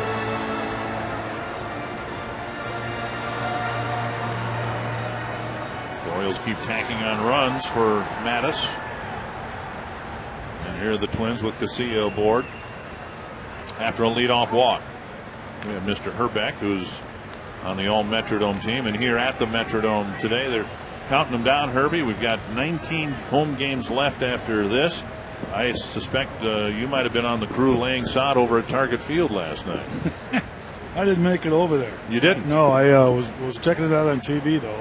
I got to see that, but Casilla with a great jump, and Wieters has no chance. Wieters has a great arm, but Casilla stole that off the pitcher right there. Stolen base number 9 on the year for Casilla in 9 attempts. Look at the jump he got right there. By the time Wieters got the ball, no chance. yeah, how do you like that? They put the grass down and they get the equipment off the field, and 5 minutes later, here comes a bunch of rain. Yeah. For him. Carl was looking down on him. Span lifts it down the left field line, and Luke Scott has a long run, and in foul ground he makes the catch. So Span does not get Casilla over to third, 1 away. They ship it during the day, and it arrives at night, and they only lay it down at night. I did not know that until today. And they're starting in left field. They're working their way around the outfield, and then eventually the infield and the area around the dugouts will be covered by Thursday night. I've had sod laid in my yard before, and they don't lay it, come and do it at night. They don't do it at night on No. your yard? What's Well, the deal? why. That's probably why you have to keep getting new sod. You're not doing it right. When did they lay this stuff in this park here? This stuff is, what, 4 years old, 5 years old, something like that? They didn't have to wait till night to do it here. No. Hey, you played a few games over in the old ballpark, the one you grew up watching the Twins at. And then you came in here, and the Twins are about ready to leave here. Cabrera at the plate. Did he offer at it? Strike one. First base umpire Todd Tishner said he offered at it. What were your very first impressions when you walked in here? We had an exhibition series against, what, the Phillies, right? Yep. And you Got thought to see Pete Rose. Got to see Pete Rose. Pete Rose, I believe, got the first hit in this Yep. place. Yes, he did. What was my impressions of the building? I mean, we were fired up to come in here, of course. 2 strikes. But I think the guys are a little more fired up to leave than we are when we came. 2 strikes to Cabrera, with Mattis trying to deal with Casilla at second base. That's hit a long way to left, but it's foul. I think as a player, though, Herbie, coming from the old Met to here, as a player, to be honest with you, I don't think that, you just want to play. You don't care where you play. We didn't know there was a roof over your head. When the Right. game starts, you play it, and of course, it was '82. It was my first year I was playing. I was excited just to be in the big leagues. I didn't care if I was playing in the gutter someplace. Well, you have to remember '82, how hard the turf was here. It was like the parking lot. Yeah, it was hard, bouncy. Dick, Tim Tuffle. You made a call about Tim Tuffle. Yeah, the one that bounced over Harold Baines. That's Yeah. right. Yep, made that call. I always remember that call you made. Yeah, I mean, we were excited to come and play here, of course. But, you think back about the old Met and talking about the new ballpark. I wish one thing they would do with the new ballpark is put that black dirt that they had at the old Met. Remember that black dirt that they had out there? Oh, yes. 1-2 to Cabrera, and he punches it to right field. Routine play for Markakis. When I asked years ago Nolan Ryan about what he remembered about Met Stadium, he said it had the dirtiest dirt in the major league. I had no idea what that meant until you've talked about it, Bert's talked about it, Roy Smalley's talked about it. Yeah, I mean, it was some kind of black compared to any other ballpark you ever played at. And I remember as a kid watching you pitch, Bert. Whoa. When I was a little kid, Real little. when I was in diapers, I always remember looking out there and thinking, boy, that stuff is black. How black that infield dirt was. And then getting a chance to play there in 81, you slid. They had to wash your uniform when you slid in that stuff because you got dirty. Here's Mauer. A single to right and a liner to the third baseman. Breaking ball over for a strike. I remember the clubhouse guy that we had, Ray Crump, and he didn't sometimes wash my jerseys after I pitched, so you come back the next day and you say, what's that smell in my locker? And all he'd do is just throw it in the dryer, right? So I would get mad, and what I would do is I'd go out and work on my sliding. And I would just come back, my uniform would be just black, and I'd say, here, now wash this. And by the way, throw my shirt in too while you're at it. Our thanks to Ken Herbeck as Mattis pitches around the leadoff walk in the stolen base.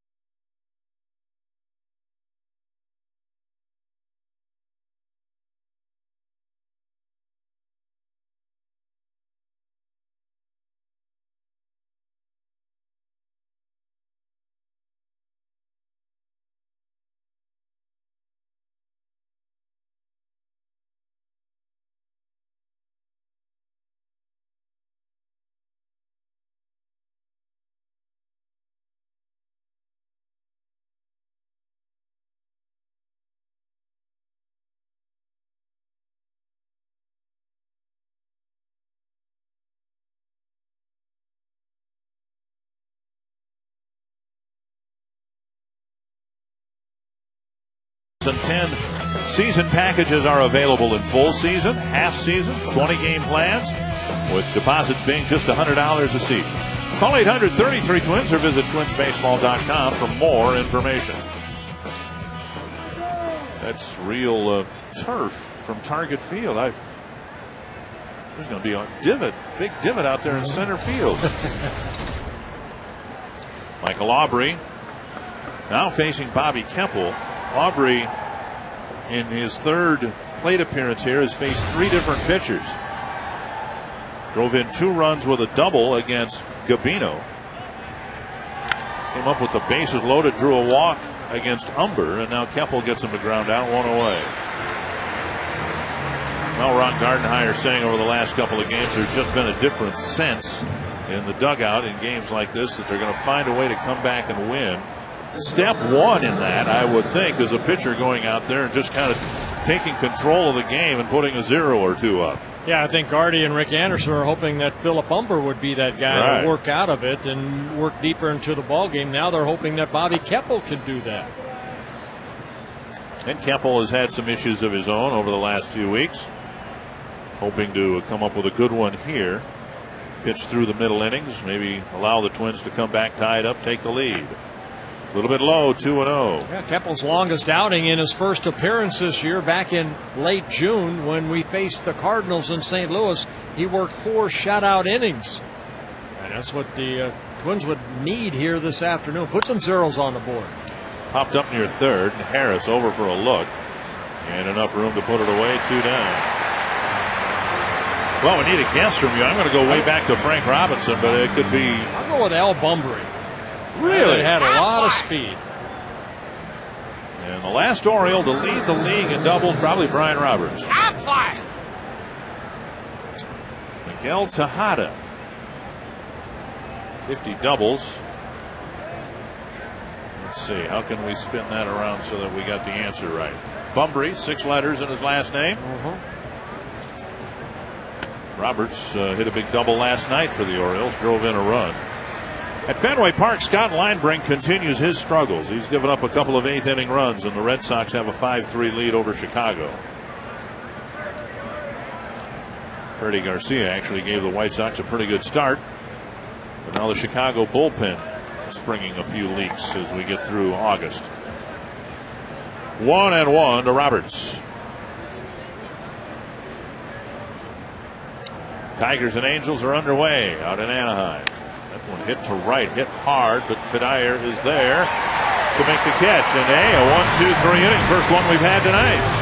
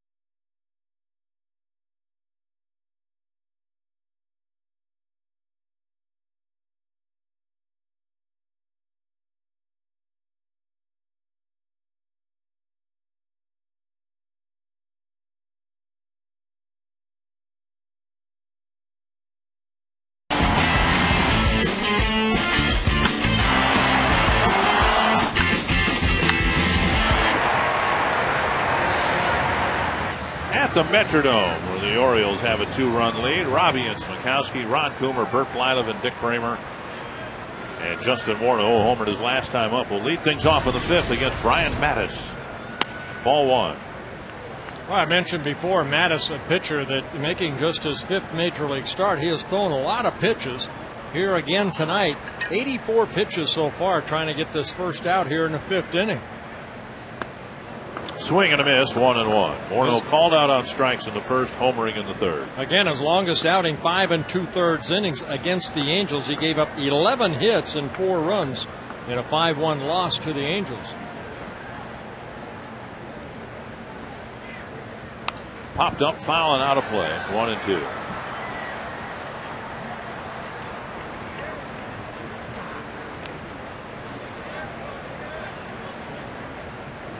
Morneau, Cuddyer, and Harris to face Mattis here in the 5th, who of course needs to complete this inning with the lead to qualify for a win. That's into short center, and PA comes in a few steps. 4 in a row set down by Mattis, the 3rd time the Twins have faced him. 1 away. Time for the Quest high-speed pitch, brought to you by Quest High-Speed Internet. Well, Mattis at 93. Carbino at 92. Here's Cuddyer with 1 out in the 5th. Up high, ball 1. Twins trying to extend their winning streak to 5 games. It would be the longest winning streak of the year. There have been a couple of 4-gamers along the way.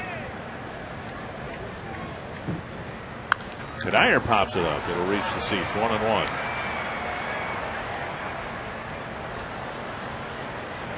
You know, when Andy MacPhail was here and he was talking about how the division is such that you've got to go the route that the Orioles have gone in the hopes of competing with the $200 million payroll.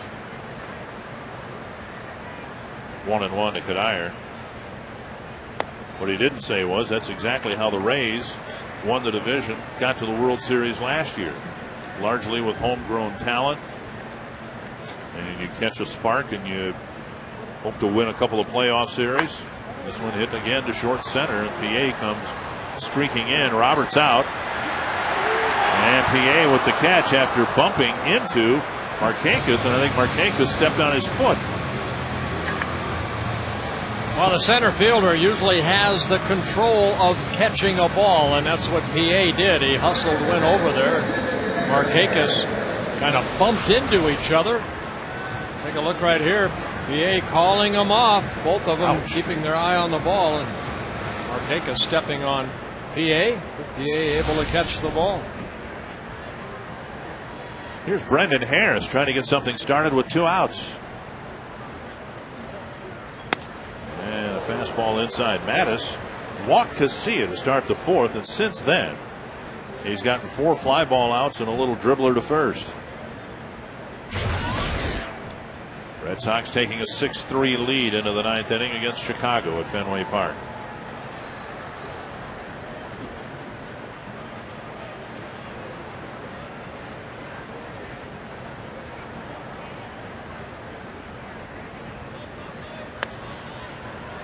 Off the plate, 2-0.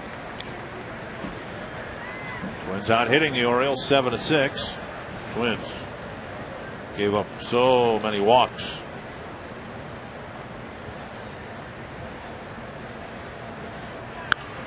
And Harris swings away on 2-0 and lifts it foul. Hey, I'd like to say happy birthday to Adam Hansen. Adam, happy 21st birthday yesterday. I mentioned it on the post game last night, but wanted to say it during the ball game. He's a devoted bat boy.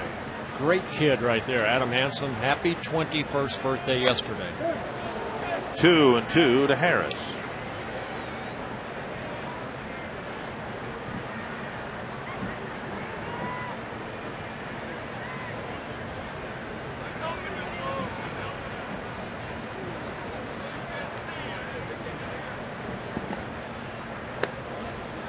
I wonder if the bat boys in Twins history have some sort of relationship, or they ought to have each other on speed dial. I bet you they could tell some great stories about Twins history and the ball players over the years. Tom Westcott, I just talked to him today, actually, a bat boy for us. Oh, is that right? Back in the early 70s.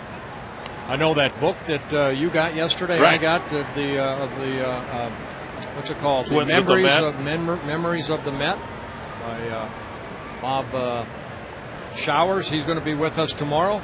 I skimmed through it last night, and yeah, Tom Westcott was in a couple of those pictures. I love the book. A lot of pictures. A lot of pictures. Every page had a picture. I thought it was awesome. And he's a happy camper right there. Brought his glove, made the line drive catch. That's, I would imagine, how you determine which magazines to subscribe to, too. Oh, yeah. The ones with pictures. All the pictures, yes. Harris, all pictures. Dribbler to second, and Mattis has completed 5 innings, and he's done so impressively with 6 straight men retired.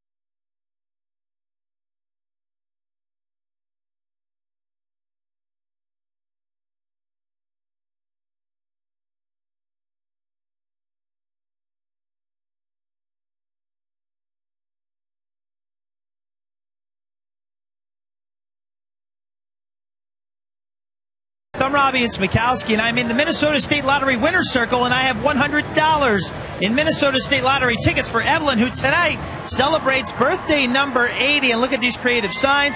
Circle G Ma Bert. It's her 80th, and Evelyn, happy birthday. You got some flowers. What kind of treat is this to be at the Twins game with your family tonight? Oh, wonderful. Just wonderful. Now, you've been a Twins fan from day one. Your fondest memory, what is it? Yes. My fondest memory is when they won the World Series in '87. 87. Well, hopefully the Twins could do it again, closing out the Metrodome. Evelyn, happy 80th birthday to you. Oh, thank you so much. The Twins will do okay. Hopefully they do. And Bert, she's approaching your age, Bert. Approaching your age. Yes, she's getting very close. Thank you, Evelyn. Happy 80th birthday to you, sweetheart. Here's PA leading off the 6th for the Orioles, facing Bobby Keppel.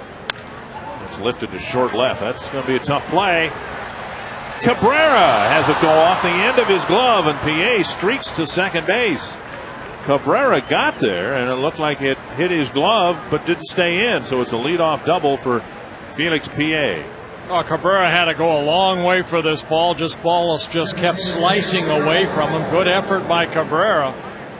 But a ball that sometimes just lands in no man's land, and Cabrera, you can see, just comes up a little short, and the ball hit the turf, scoots away from Span. And PA with his first hit on his 6th double of the year. Here's Reimold. He's walked and singled and struck out. Fastball missing inside. Now down by a couple runs. The Twins would like to be the team that scores the next run, but now here are the Orioles with a blue Texas League double.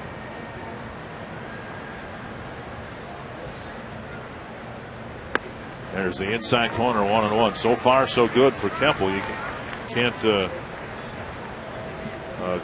be critical of him for giving up the little pop fly double. He got the Twins out of a mess in the 4th, pitched a 1-2-3 5th, and now he's got to try to bear down and pitch through the middle of the Baltimore lineup.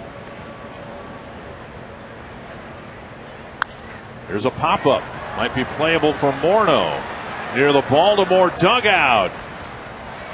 And Morneau with the catch, and Mauer ends up in the dugout, and now they got PA trapped up. Double play. PA saw somebody fall into the dugout, but it wasn't the guy with the ball. Oh, bad base running right there by PA. Felix PA has to know exactly who catches this ball. He's standing at second base. Now, this was out of our view from where we're sitting, so we couldn't see this right here. Justin looking at Joe, and it's Justin that kind of reaches out as Joe falls into the dugout, and he's okay. But then you can see Keppel right there saying, hey, to third to Harris, and Harris tagging PA for a double play. So 2 down, bases empty, and here's Markakis. Yeah, thank you very much. Remember, it was PA who got decoyed at second base in the 4th inning on Reimold's single. Now he ended up advancing to third and scoring on the bases loaded walk anyway, but some base running adventures here at the Dome for Felix PA. 2-0.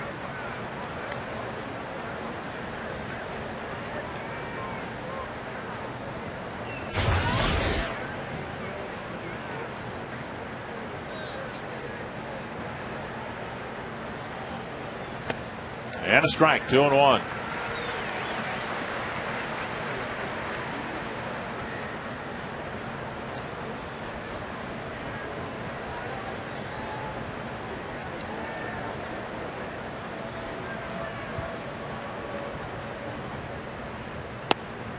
Three and one.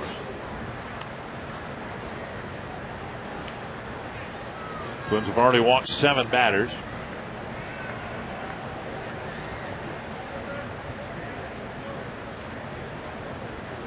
Orioles scored a run in the 4th on 3 walks and a single. This one popped up foul into the seats. Yeah, good pitch right there by Keppel. A slider right there in a fastball situation. And Markakis getting underneath it and fouling it back. Young lady barehanded it. She didn't need a glove.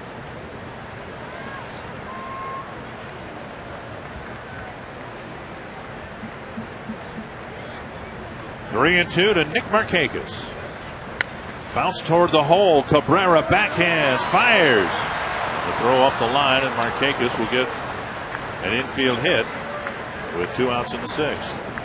Well, another good effort by Cabrera. You just don't have much time to really plant and throw. And on the run, he tried to throw that ball, and Markakis very quick down that first baseline.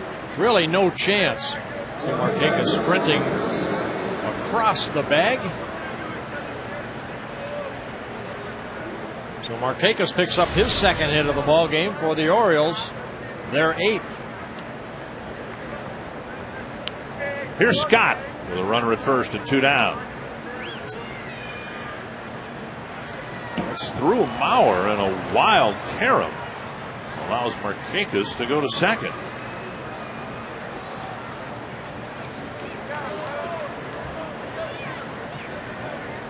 Boy, that base running mistake by PA hurting the Orioles so far, but watch this wild pitch as it hit home plate and then stayed down.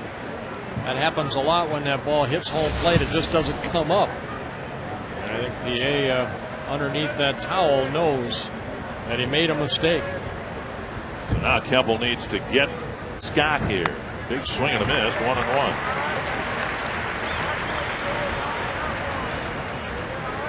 White Sox lost again at Fenway Park.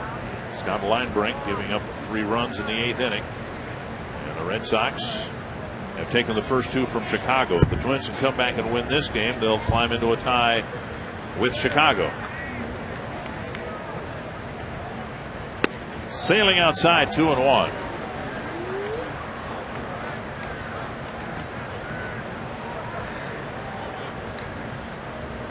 Scott 0 for 2 with a walk.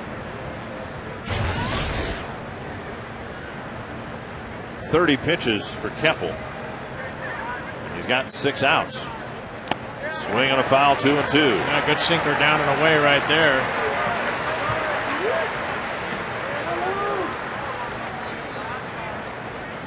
Orioles have activity in their pen. Brian Bass, former Twin, warming up. He might take the 6th inning for the Orioles. Mathis at 99 pitches, so his night is probably done. 2-2 to Luke Scott, and now a full count. Keppel, and this has been refreshing given what's preceded him on the mound for the Twins tonight. He hasn't walked anybody. He's given up 2 hits, the pop fly double and the infield hit here in the 6th.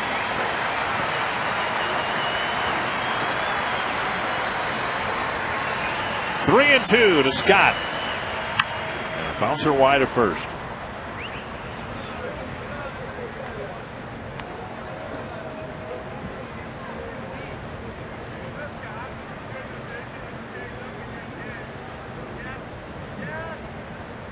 Well, Bobby Keppel, 27 years old, came up to the big leagues first for the Royals in 2006, then the Rockies in 2007, and reemerged this year, being called up on June 22nd.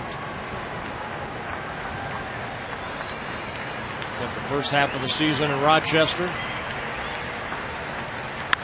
That's hit to right. It's down for a hit. Kadire charges, rounding third. Markakis coming home. And Morneau now with the cutoff. And he'll get Scott into a run down here. And Castillo will outrun him and tag him. And the inning ends. But 3 hits in the inning. The Orioles get another run and now lead by 3.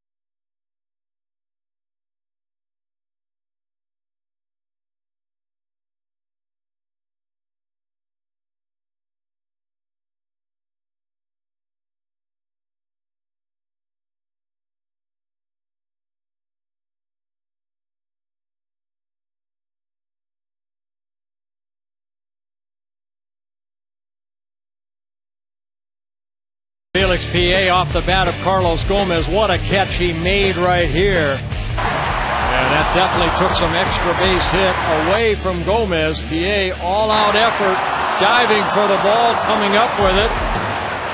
And that all happening in the second inning. The Frost Brewed Coors Light freeze can. And the Twins find themselves behind by 3 runs here now in the bottom of the 6th inning. And Delman Young will lead things off. New pitcher for the Orioles, former Twin Brian Bass. Well, you see the numbers on Bass making his 39th appearance for the Orioles. 5 wins. Very good. 4 points or 6.4 earned run average. Twins will have the bottom third of the lineup here. Young, Gomez, and Casilla. Brian Mattis pitched well enough to lead with a 3-run lead, and now Delman Young has his 3rd ground ball single. 2 to left, 1 to center, and the leadoff man is on in the 6th. How about Delman Young? 3 straight base hits. If you watch the Twins, you know about Bass. He's got a hard sinker, and Young hit one of those into left field on the ground hard. Yeah, good sinking fastball, slider, curveball, and a changeup. He was with the Twins just last year. Gomez chops it off that front leg again.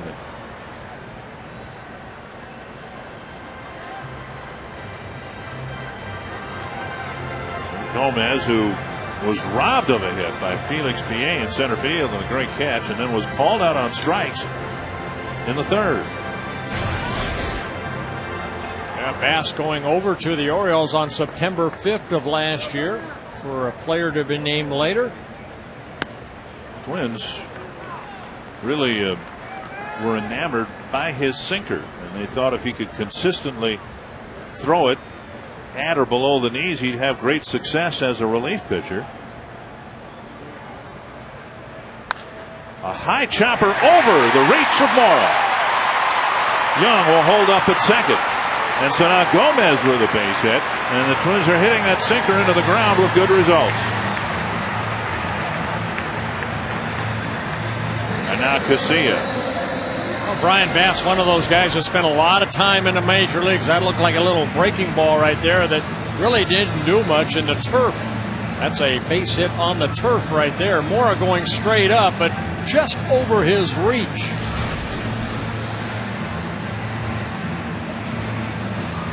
Brian Bass, property of the Twins for most of 2 seasons. 2007 as a minor leaguer, and then the very beginning of the 2008 season, made 44 relief appearances for the Twins last year. We'll see if Casilla is asked to bunt here. The Twins down by 3. Runners at first and second and nobody out. And he offered at it, strike 1. Well, he offered at it, but it was almost like he was trying to bunt for a base hit rather than square around and lay it down. Scotty Alger looking at the dugout, see what the signs are. As Casilla with only 2 sacrifices on the year. Try to square around. If you're going to give yourself up, square around, deaden that ball. That hit the plate. And why is that ruled a foul ball? Unless it double hit. If it went down and hit Casilla's bat and rolled into fair territory. We didn't see that. No protest from the Twins dugout.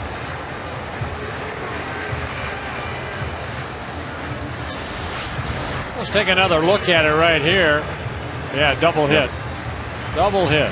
Good call right there by Gary Darling, the home plate umpire, also the crew chief here. Yeah, pretty nice bunt, though. Yeah, the second bunt was really good. Oh, man, 30 feet between the mound and a lot of spin on it. Little backspin on it. See if he can do that with 2 strikes.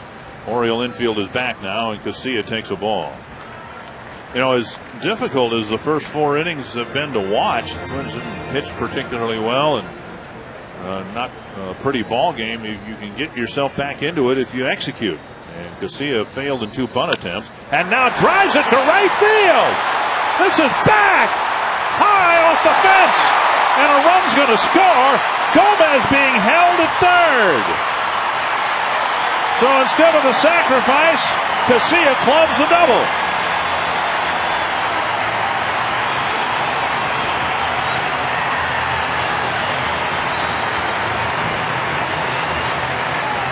Bass gives up 2 singles and then leaves one up for Casilla to drive. That ball just hung right there, and Casilla getting that extra base hit, his second hit of the ball game. And he's been swinging a good hot bat. Casilla currently on a 5-game hitting streak, 9 hits in his last 17 at-bats, 16 at-bats. Here's Span tying run at second, and he takes ball 1. The bottom 3 hitters for the Twins are a combined 6 for 8 with a walk. Young with 3 hits, Casilla with 2 hits and a walk. And Gomez with a base hit, had 1 taken away. Span bunts it foul.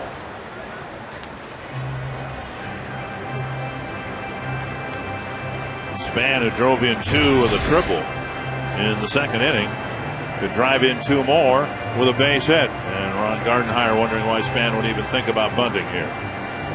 Infield is back and up the middle, so they're going to concede a run on a routine ground ball there.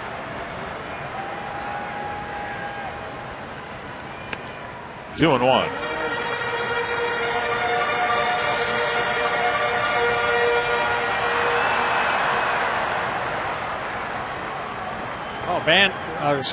Span unsuccessful in his last at-bat after Casilla led that inning off with a walk, stole second. Span ended up flying out to left. Now all he wants to do is, if he does make an out, hit it to first or second. That allows both runners hopefully to advance. Brian Bass struggling with his control here, leaving some pitches up. Now has to come in with a hittable pitch, hopefully, to Denard Span. 3-1 to Span. Ball 4, and they're loaded up. So Mattis's 3-run lead is slipping away from the Orioles. Brian Bass having a tough time here. He hasn't retired anybody yet. Hendrickson has warmed up, but presumably that would be for Mauer and Morneau after the Cabrera at bat.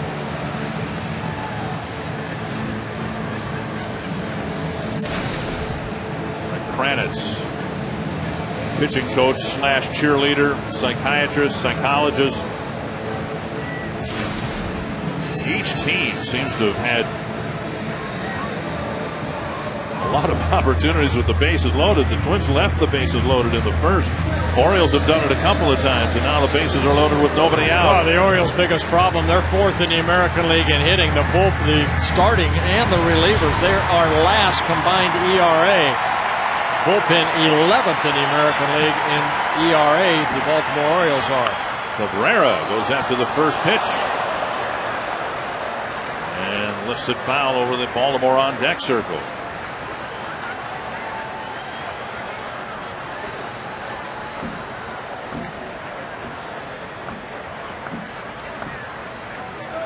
Couple of runs in the second, 1 in the third, 1 so far here in the 6th. Down and away. Orioles now, of course, would gladly take that ground ball hit at somebody. They'll give up 1 run and try to get 2 outs.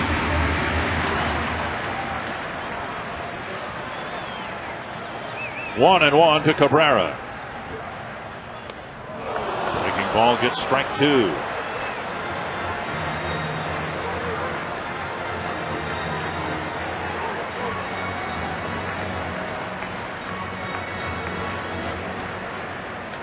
Bass realizing this will probably be his last hitter.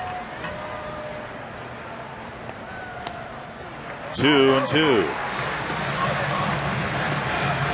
Well, he's gotten Cabrera twice to swing at that breaking ball, and Mauer hoping for a chance to drive in some runs here in the 6th inning, probably against the lefty. And Cabrera hoping that if you're going to throw that breaking ball, leave it up. And that fastball inside, he fouls it off. Cabrera checking with home plate umpire Gary Darling, wondering if that was a strike. So at least Bass mixed it up here a little bit. You wouldn't think he'd stand a good chance of getting a veteran like Cabrera with the same pitch 3 times. Cabrera, tough guy to strike out. He usually makes contact. And now they're loaded up. And he went back to the breaking ball down in the dirt.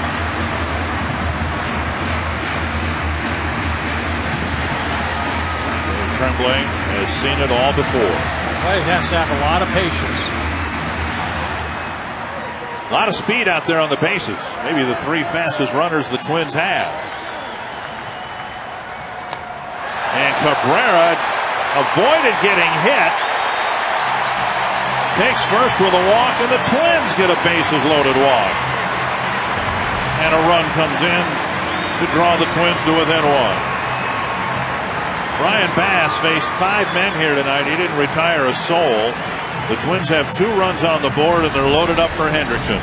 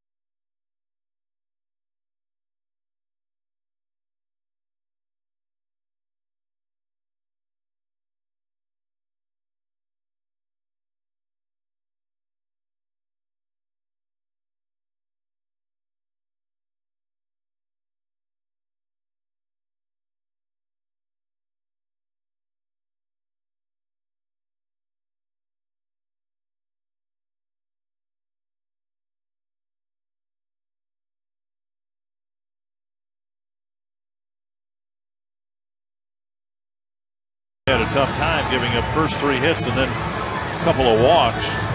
I think any pitcher's nightmare. You go out there and you face 5 batters and none of them able to score. But this is what the Twins have been able to do over the last 8 ball games: score a lot of runs in the 6th and 7th inning. And already 2 runs with nobody out here with bases loaded.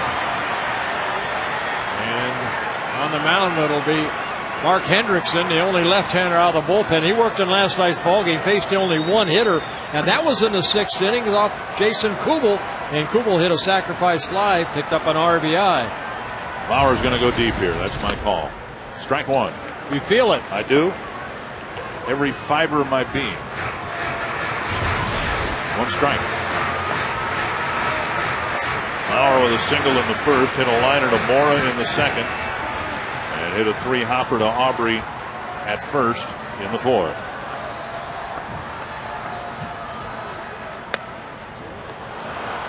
Takes a breaking ball for strike 1 and strike 2. All right, that's no big deal to Joe Mauer. Is that bat's just starting right here. Mauer does have 1 grand slam on the year, and that came against the Chicago White Sox in Chicago off a left-handed pitcher, Jimmy Gobble. Gobble, gobble, gobble. 2 strikes to Mauer.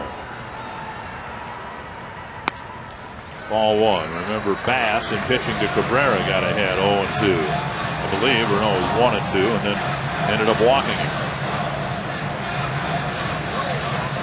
Henderson, a tall drink of water, 6'9". Played in the NBA, signed with the Toronto Blue Jays out of the NBA. 1-2 to Mauer. 2-2.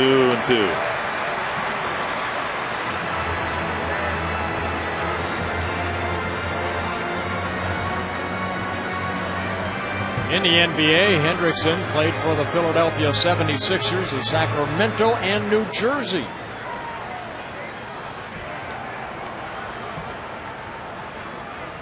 Two and 2 to Mauer. Bouncer to second. It's not a home run, Dick. The Orioles get a double play, but the tying run scores. So, Hendrickson gets a big double play grounder. The Twins get their third run of the inning, and it's 6-6. Well, that's the best thing that came out of that. No RBI for Joe Mauer. He does hit into the double play. Good hard little cutter away. Roberts over to Asturias, and they complete the double play. But Casilla scoring the third run of the inning, and the game is tied at 6-6. And now Morneau, who homered, leading off the third, trying to get Span in from third base. Strike on the outside corner.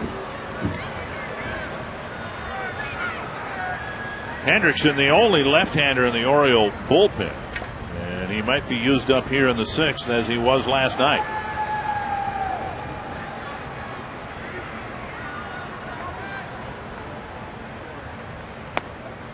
And he tried to go out there and get strike two, but he missed. Henderson, 34 years old. The Orioles, his fifth different club to pitch for at the major league level. Bullpen's been better for the Orioles, just not this inning. 1-1 to Morneau. Bouncer to second. Oh, Hendrickson really does a great job. He got Kubel last night, and he gets Mauer and Morneau tonight. The Twins do get 3 to tie it up in the sixth.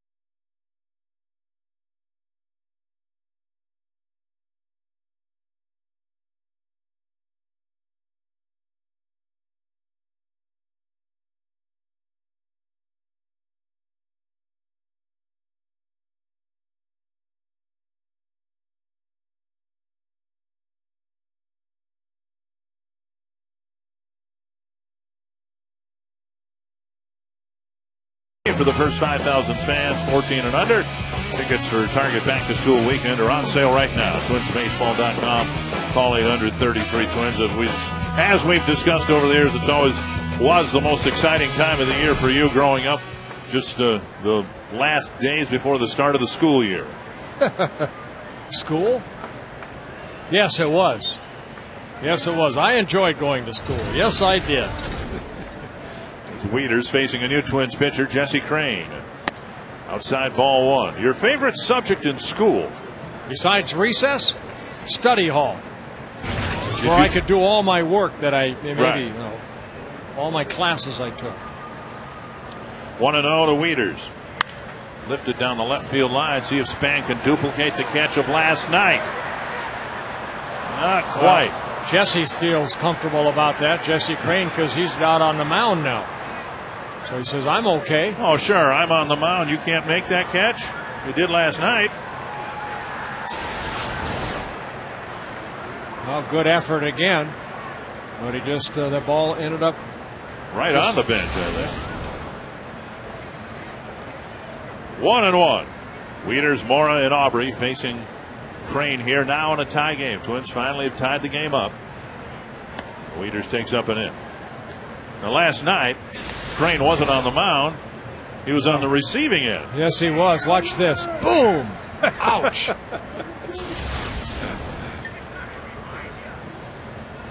2 2-1 to the Baltimore catcher, and another foul into the seats.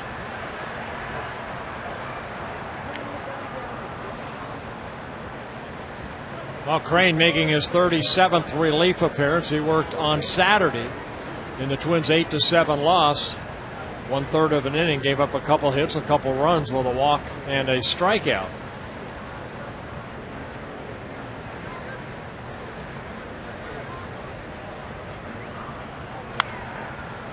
Jam shot to short. Cabrera has it.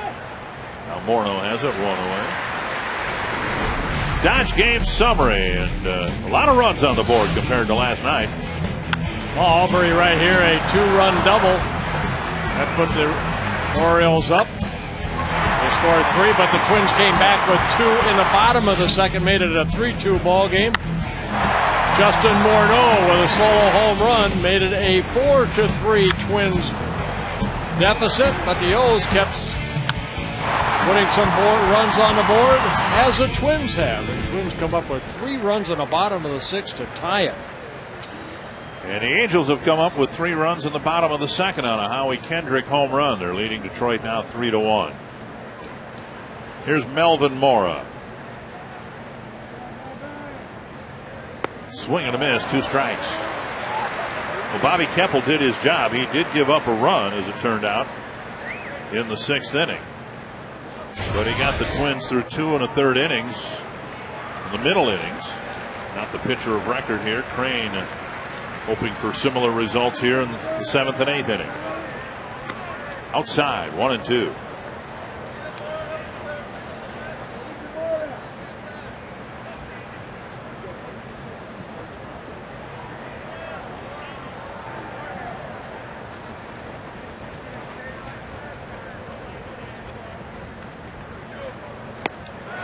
Ball gets him, put it in a good spot, and got a strikeout. Now Mora striking out for the 2nd time in the ball game.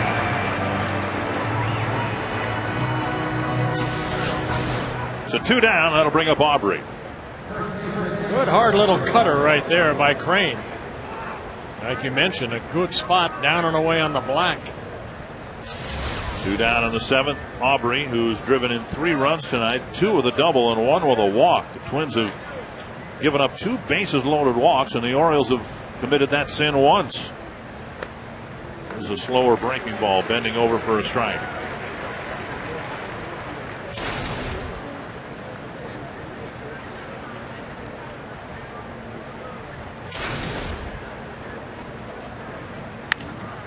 And Morneau gobbles it up. Crane with a nifty inning, very efficient inning. 3 outs coming on 11 pitches.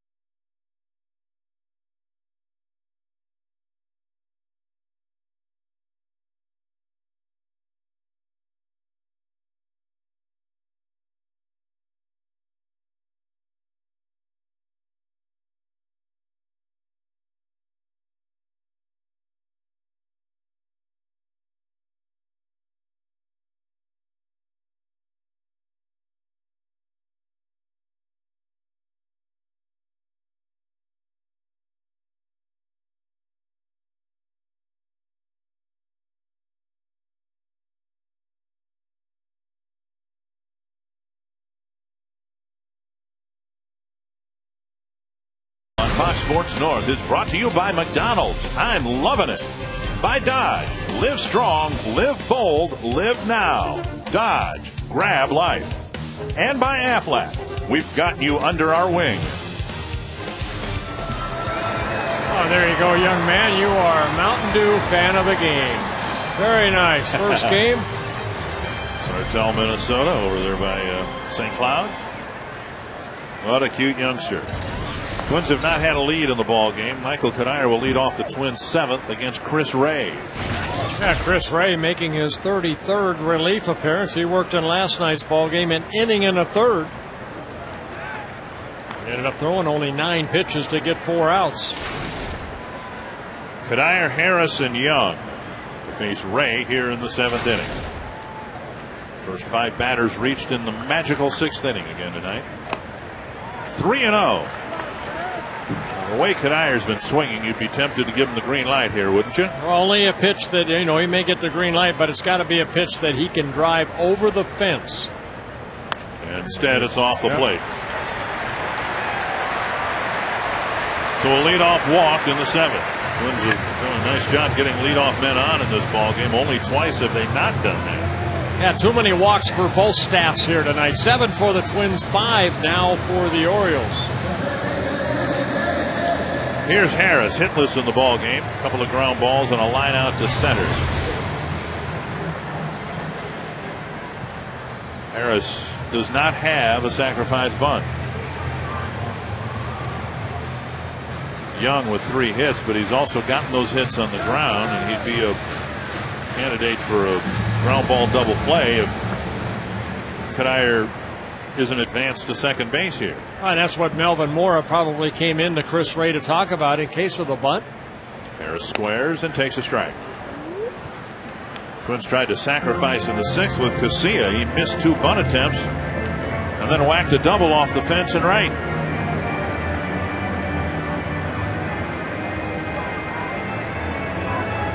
And a head shake there, maybe from taking a fastball down the middle. Might be the best pitch Harris has to bunt. That was a good bunt. And Ray throws to first. So Harris took one for a strike and then rolled a beauty between the mound and first base. Yeah, good sacrifice bunt right by Harris, doing his job. And that's getting Kadire from first to second. Here's Young with 3 ground ball singles, 2 to left and 1 up the middle.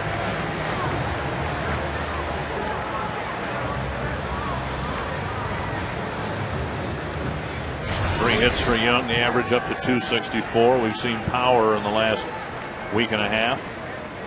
Here, a 4th hit to the outfield might put the Twins in front for the first time tonight. Big swing and a foul, 1 strike.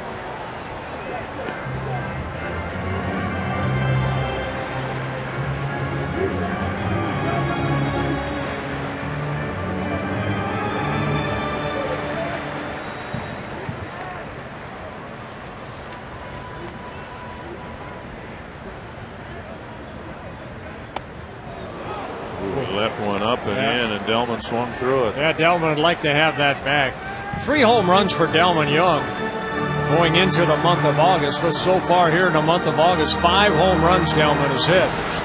And I think he'd like to have this hanging breaking ball back, just swinging underneath it. We saw that last year from Delman. Most of the power came later in the season. Roberts trying to hold Kadire at second, and here's one punched into right field. Markakis is there for out number 2. So Gomez will hit. Gomez chopped a single over the head of Mora as the Twins' first 5 batters reached in the 6th.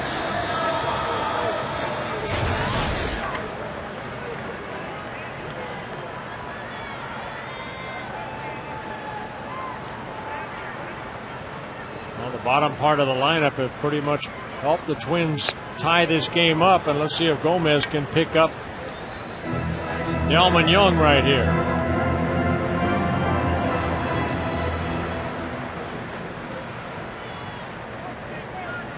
Kadire the lead runner at second. 1 strike to Gomez. Fouled back, 2 strikes. Twins got a leadoff walk in the 4th and didn't take advantage of it.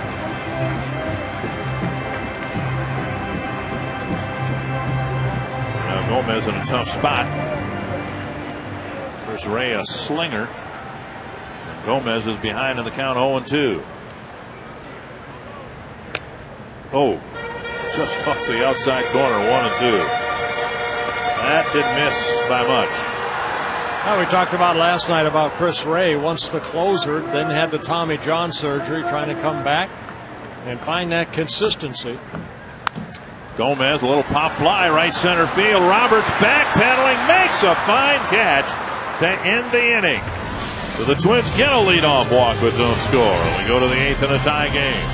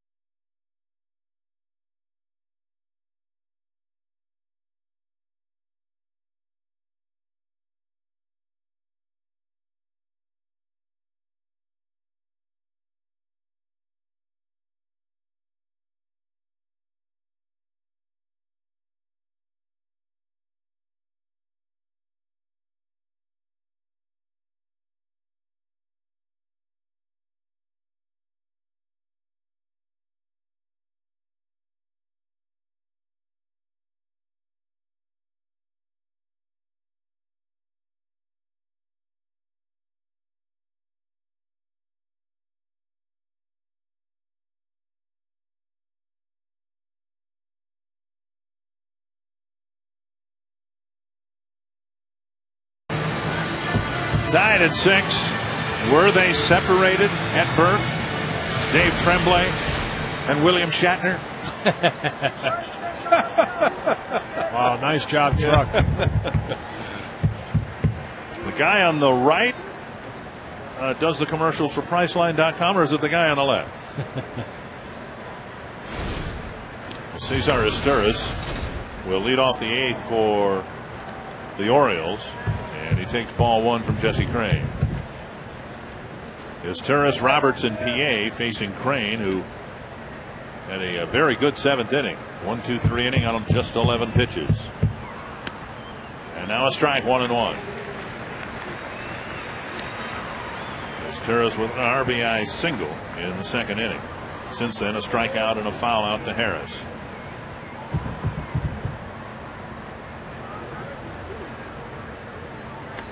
Breaking ball inside, 2-1.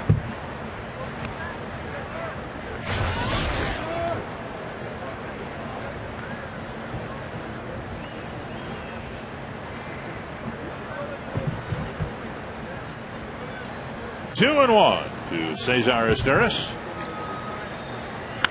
High fly to center. Hit a couple of steps in front of Gomez. 1 down. Student for the BAL AT ID can get into tomorrow night's game against the Orioles for just $4. It's Rasmussen College Student Night, presented by B96, and there's no cheaper ticket in town. Rasmussen College Student Night tickets must be purchased at the Dome. You can call 800-33-TWINS for further details. 1 down on the 8th. And here's Brian Roberts, held hitless tonight, although he did line out to Kadire to end the 5th inning. Curve on the outside corner. Yeah, Roberts not able to get on base so far. He's reached safely in 26 games. That's the longest active streak right now in the major leagues. So let's try to get him out right here, end that streak.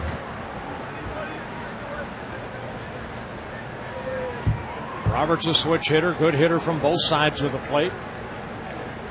13 of his 14 home runs coming from the left side. 1-1. And not 2-1.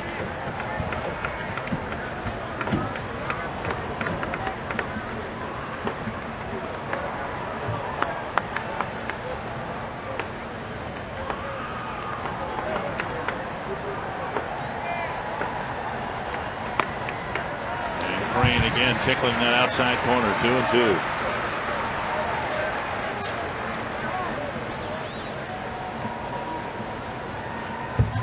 Jose Maharis, the left-hander, Matt Guerrero, the right-hander.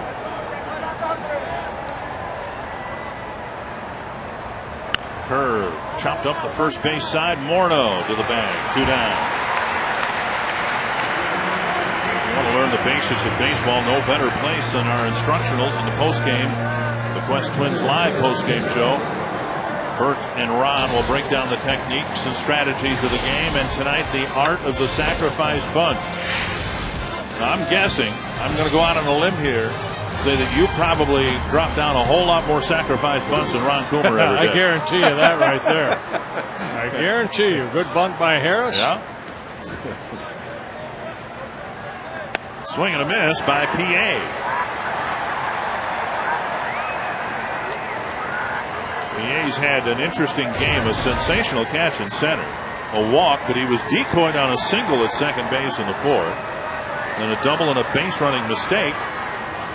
Trying to tag up on a foul ball in the third. Strike 2. And Crane attacking the Oriole hitters here. So far, so very good. 5 up, 5 down. Boy, you said a word right there that is not said enough in the pitching department. Attack. And that's what Jesse Crane's doing. Left it up a little bit. Put a wrinkle on it. It's 1-2.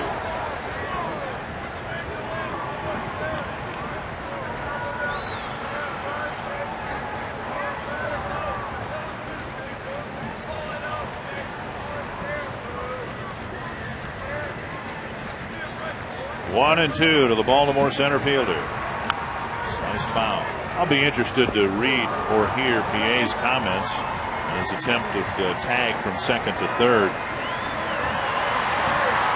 And I'll bet he saw Mauer tumble into the dugout thinking, well, I got third base free. And turns out it was Morneau who caught the ball, who didn't go into the dugout. Oh, the worst part as an athlete, you make mistakes, and he made a mistake right there, and maybe cost him a run. What an off-speed pitch with Crane snapping it over the outside corner at 72 miles per hour.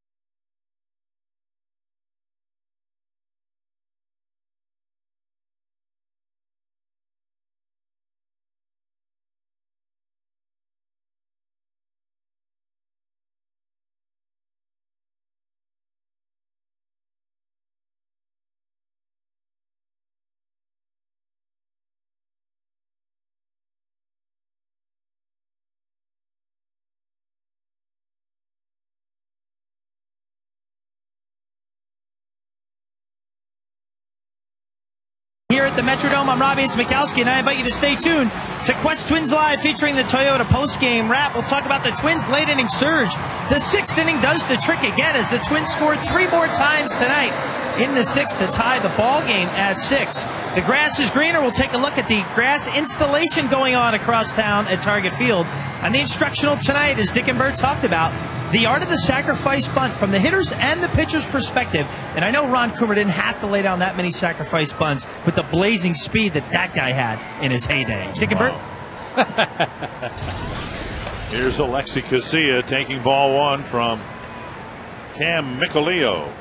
That was Micolio. Cam Micolio, this guy at 6'9". They got a basketball team out there. Hendrickson at 6'9". Micolio now at 6'9". This kid right here has an outstanding arm. He throws across his body at 6'9". Very tough to pick up. This is his third stint with the Orioles this season. 1 and 2 to Casilla. 2 hits and a walk. He's had a perfect night at the plate. Casilla, Span, and Cabrera here in the Twins' eighth. And he just reared back and blew him away. Explosive like fastball. Micolio, part of that Eric Bedard trade that brought over a lot of young pitchers. Micolio, you can see him step across that body just like this. And with the follow through, at least he gets over that leg. Here's Span.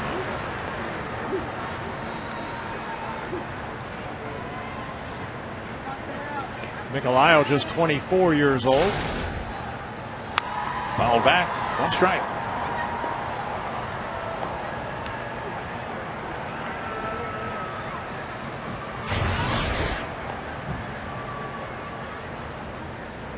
Span with a 2-run triple in the second. Drew a walk. 4th straight batter to reach against Brian Bass in the 6th. Outside. 1-1.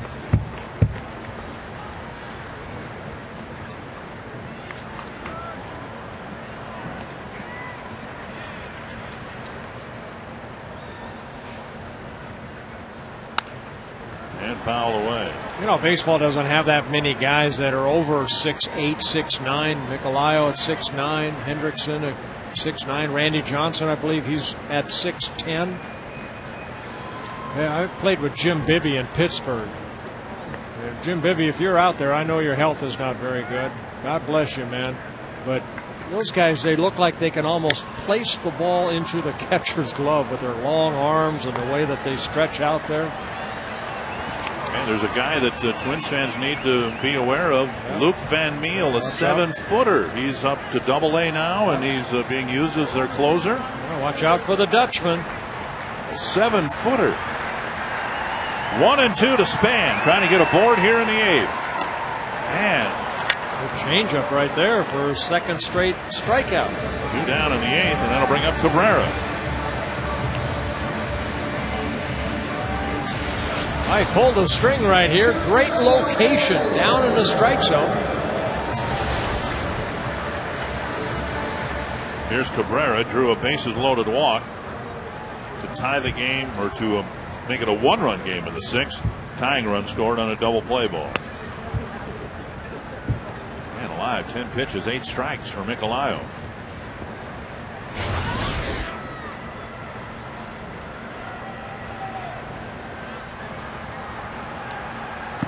One and 1. And the Twins, if they win, will pull into a tie with the White Sox, and they'll either be 3.5 out or 4.5 out, depending on what happens in Anaheim. The Angels leading the Tigers 3-1 in the bottom of the 3rd. Jared Washburn pitching against the Angels, and Washburn's biggest trouble since becoming a Tiger is keeping the ball in the ballpark. And Howie Kendrick hit a 3-run homer early against him. Bounce toward the hole. Going to be a tough play for Asturis. No, got him, and the Twins can't believe it. No, he's my pick to stick tonight. He's safe right there. Call everybody back. He's safe. Well, it looked to me that he beat it out. Yep. I get an extra point.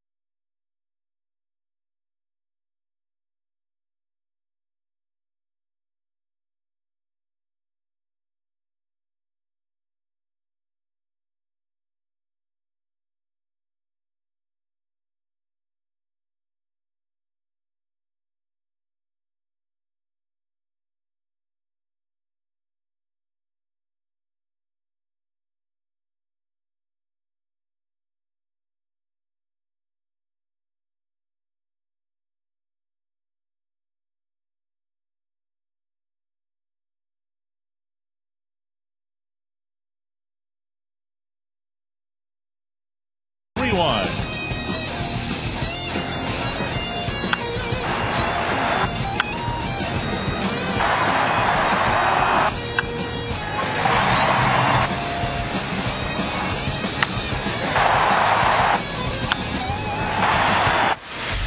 AT&T, the nation's fastest 3G network.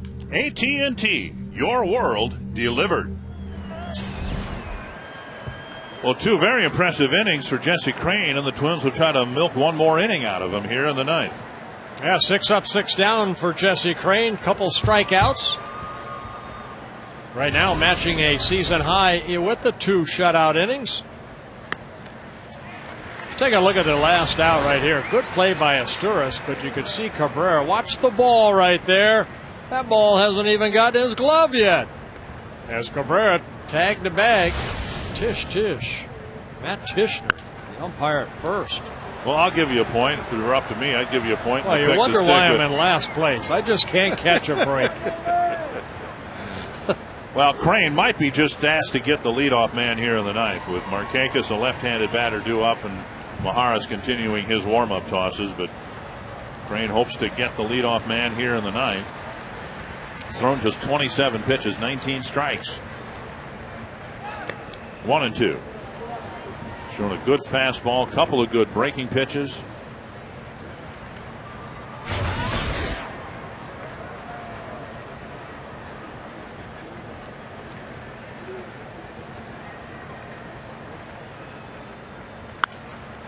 And that's flipped into the seats. Still 1-2. Are you really in last place in the pick the stick? I probably am. I haven't paid much attention. Who's in first place? I have no idea. All I know, I've been told I'm in last. Okay. I feel like the Kansas City Royals. Got off to a good start, and then it all fell apart. No, I didn't even get off to a good start. 1-2 to Reibold. And a breaking pitch. He reached down and got it, dumped it to left. He's got a single. Span comes up firing. He's trying for a double, and he's in.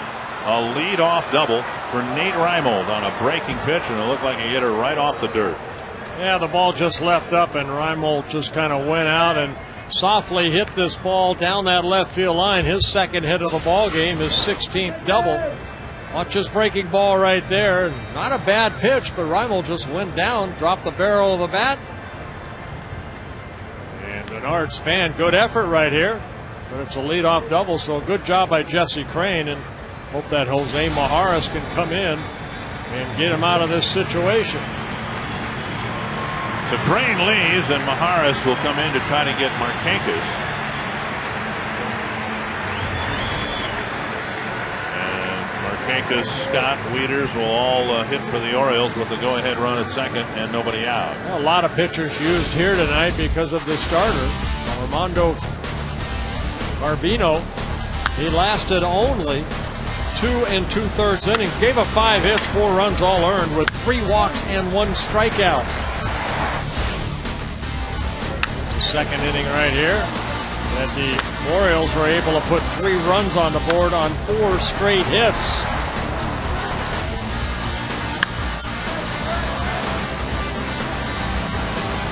And Philip Umber came on in relief, and he struggled throwing strikes. Bobby Temple did pretty well. Crain did pretty well, but now a leadoff double here in the ninth. And Markakis will hit against Maharas. And Maharas has been very, very good, particularly against lefties. He's been lights out. Over his last 34 appearances, and 30 of them, he has allowed no runs, so he has been outstanding.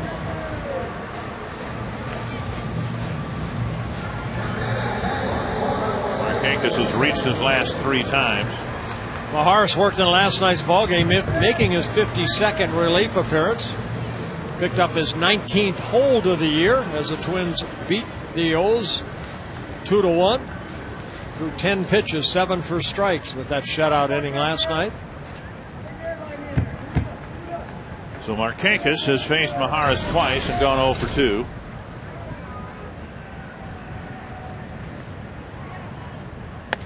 Up and in, ball 1. And Markakis, at the very least, of course, wants to pull the ball and advance Reimold to third base.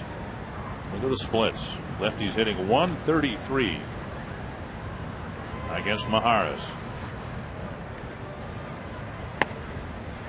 2-0.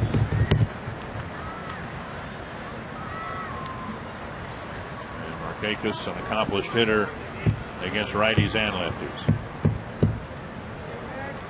We've seen Maharis struggle with his control to the first batter. Very often 2-0, 3-0, 3-1.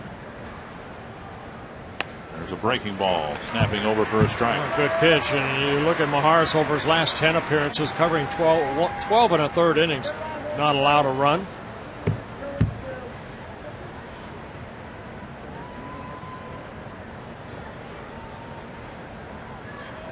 Two and one. Foul back, 2-2.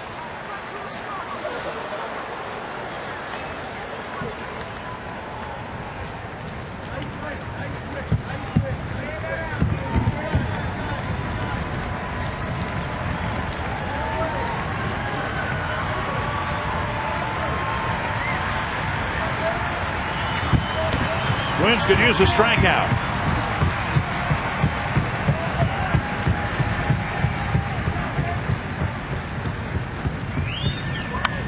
Lifted foul.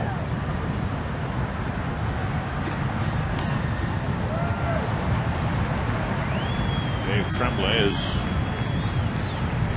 seen his team carry a lead for most of the game tonight. Twins tied it up but weren't able to get over the top, but now the Orioles have a chance to reclaim the lead.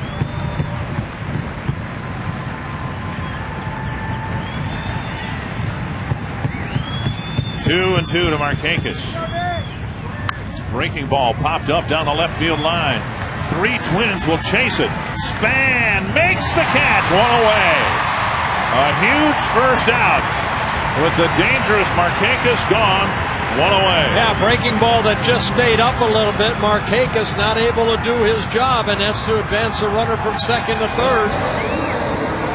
Span and Cabrera right there, but it's Span calling off Cabrera for the big first out. Another left-handed batter, Luke Scott. And then a switch hitter, the catcher, Matt Wieters.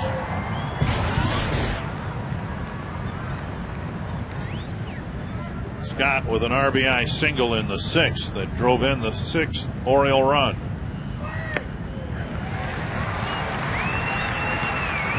Breaking ball over for strike one.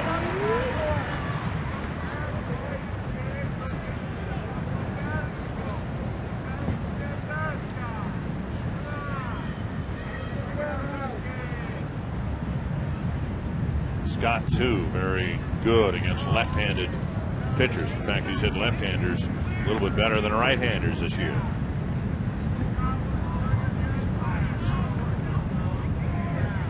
One strike. Another breaking pitch and a swing and a miss.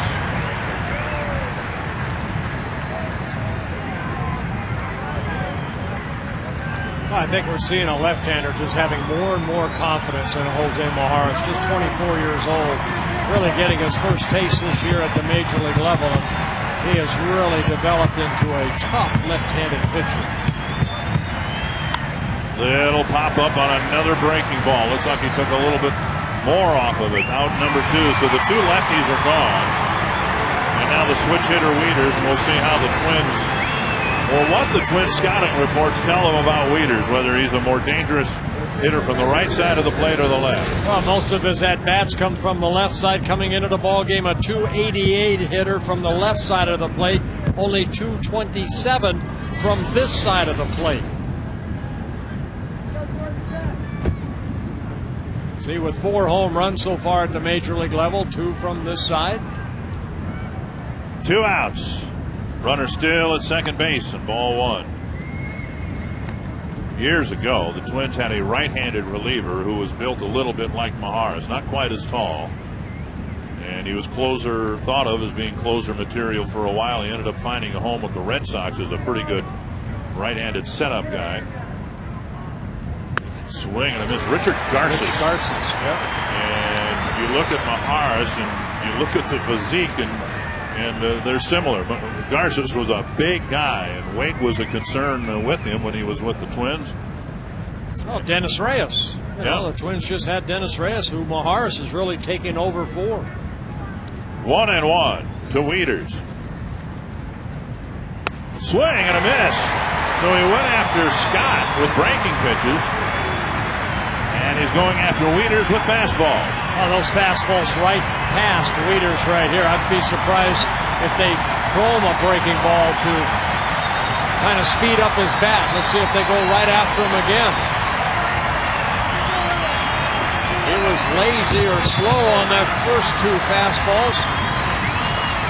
And fastball high. That's one thing I looked at as a pitcher out there. When you can tell when somebody's not really on your fastball, they may foul fastballs over the first base dugout, meaning that they can't catch up to your fastball. So why throw a breaking ball, allow that barrel of the bat to get out quicker?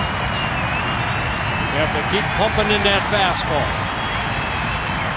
2-2 to Wieters. Now a full count. He tried the breaking ball right there, and Wieters took it. Guerrero is warmed up. If the inning is extended beyond this plate appearance, Melvin Mora might hit against Matt Guerrero. Twins have issued 7 walks, but none since the 4th inning. One of the reasons they've been able to get back in this game. I challenge him right here. They got a piece, foul to the net.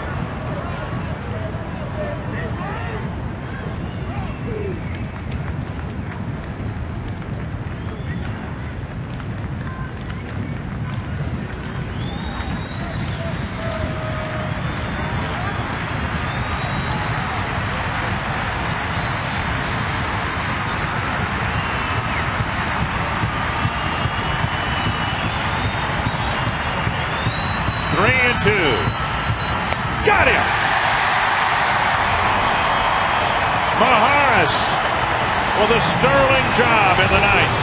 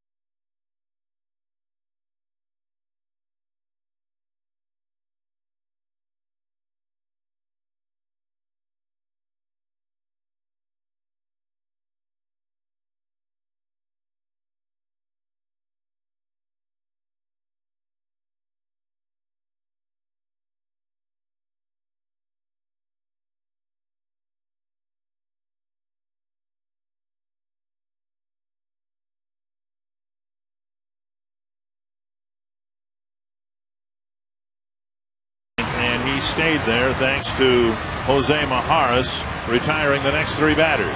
Let's take a look at the Jeep game summary. Casilla, lower part of the lineup, having a good night for the Twins. Casilla, single, double, walk, couple runs scored. Albury for the Orioles, a double, a walk, 3 RBI so far in the ball game. Delman Young, 3 hits. He's scored a couple runs. Incredibly, the Twins have not had a walk-off win at home since May 13th. Joe Creedy hit a grand slam home run in extra innings to beat the Tigers on May 13th. And the Twins haven't had a walk-off winner here at the Dome since. 1-0 to Mauer.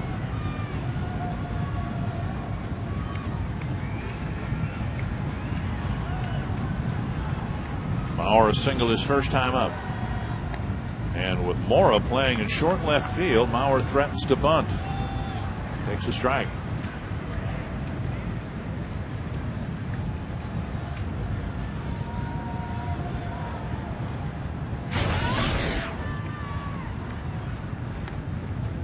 Two and one. Leo did a great job in the 8th, striking out 2 men and having a 1-2-3 inning. But now in the 9th, Mauer, Morneau, and Kadire. Big swing and a miss, 2-2. Well, Nikolaev's got a very good arm. I mean, that ball just explodes out of that hand. He put a couple of fastballs in pretty good spots at the knees in the outside corner.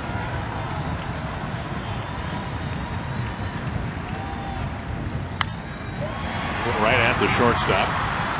Izturis throws low, dug out nicely by Aubrey. So Izturis short-armed to throw a little bit, and Aubrey had to make a good play to get the first out. 1 down, and here's Morneau. I'll take a look at the little sinker right here, and Albury with that big glove able to snare it for the first out. Morneau with a solo home run leading off the 3rd, his only hit of the series. Now sharp 2 hopper hit to Roberts, and a better throw, 2 down. And that'll bring up Kadire, who has walked twice, officially 0 for 2.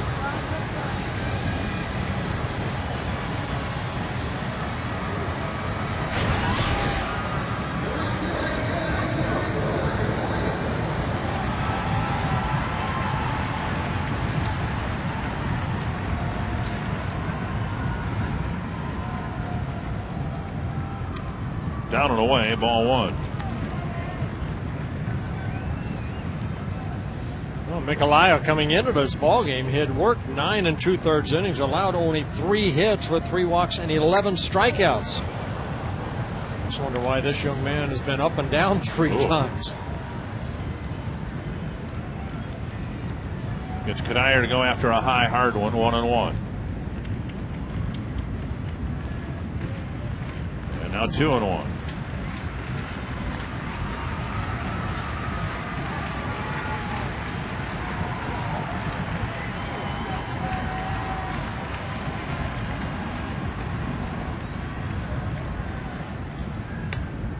Two and 2.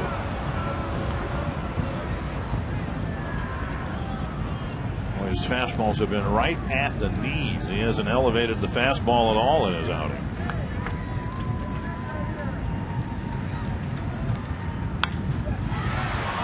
Off the glove of Roberts, and Kadire's aboard with 2 out in the 9th. Jammed himself right there, hitting the turf. Roberts a little wounded out there at second base. That ball looked like it might have sailed on him and might have hit him in the wrist instead of the glove. Well, that ball just coming right back to him and ended up hitting, looked like the heel of the glove. Roberts gingerly getting up. Walking slowly, yeah. Richie Bancels, the trainer for the Orioles, coming out along with Dave Tremblay. Twins have made a move. Jason Kubel is going to come off the bench and hit for Brendan Harris.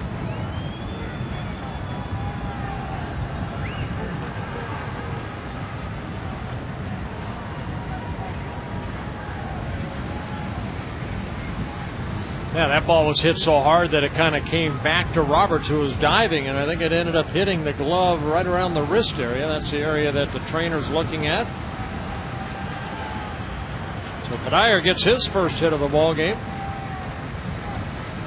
for the Twins, their 11th. Kubel not in the lineup tonight with the left-hander Mattis starting. So a pinch hitting appearance here for Kubel, with Kadire at first and 2 away. Kubel with 2 pinch hit home runs so far this year. 2 of his 20 home runs. Long hold. And time called. Kadire 5 steals and 6 tries, but you'd think the play here would be let Kubel go ahead and swing away for the fence.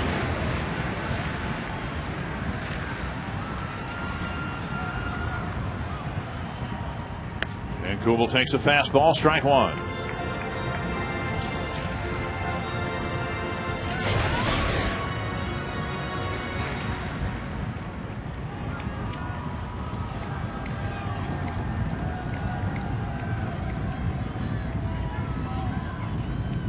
And now inside, good catch by Wieters, 1-1. Tigers have added a run in the top of the 5th. The Angels lead at 3-2. White Sox have already lost 6-3. Twins hoping to extend their winning streak to a season high 5 games here tonight. Half swing but a strike, 1-2.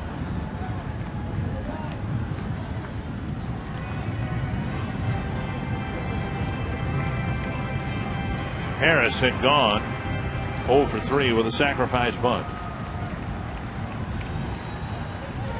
Kubel trying to send us home. He takes ball 2.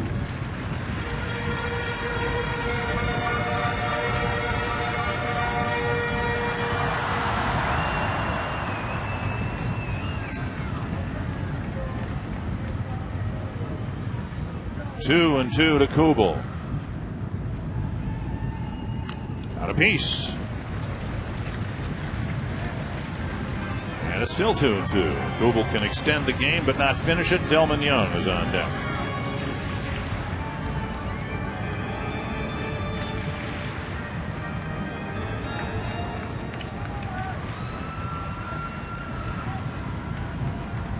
Two and 2 to the Twins pinch hitter. 3-2, and now Kadire can take off from first. And Aubrey's going to play behind him, I would suspect. And that's what Aubrey's going to tell the pitcher right there, where he's going to play, and he's going to back up. Well, Kadire should get a pretty good lead right here. Full count to Kubel. Popped up, back and out of play.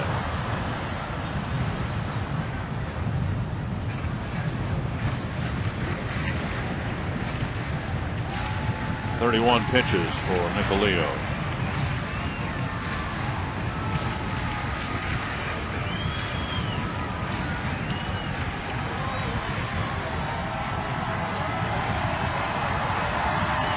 Three and 2. Another foul. Another low 90s fastball.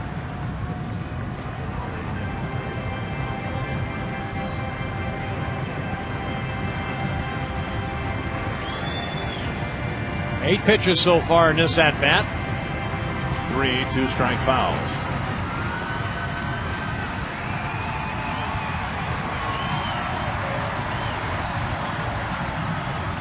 Ball 4. Kadire to second, and Delman Young can provide the game-winning hit. So with 2 outs, the Twins get a single off the wrist of Roberts. Now a walk coaxed by Kubel. And Young, who has 3 singles on the night, is in search of one more. Nick Punto is going to run for Kubel. And if there is a 10th inning, probably stay in and play third.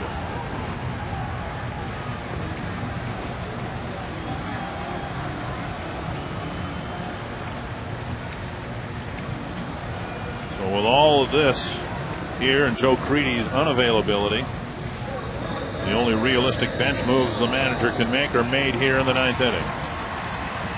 3 ground ball singles for Delman Young. Delman his first at bat, the ball down in the strike zone, another ball down. So facing Nicolio right here might be his cup of tea. Lyle's done a good job of keeping the ball down in the strike zone. Ball one.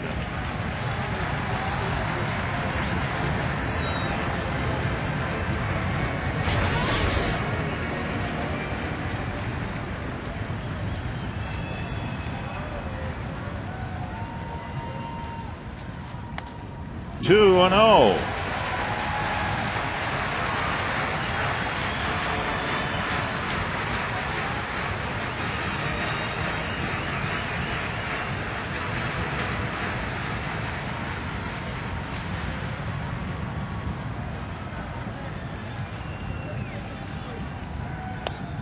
Three and oh with Carlos Gomez on deck.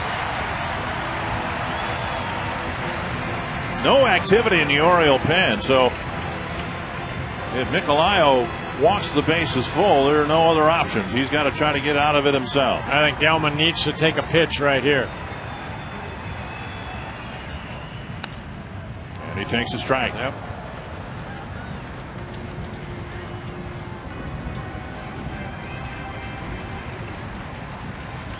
Three and one to Young. Just a little base hit, Delman. That's okay. Swing for the fences. 3 and 2. Rising fastball there, but now same situation with Cuddyer at second. He'll get a bigger lead and an earlier break. A hit to the outfield should win it for the Twins.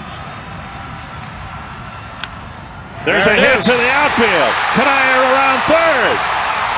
There's your walk-off winner. Nice going, Delman Young. Mob him. Not since May 13th have they had the dog pile.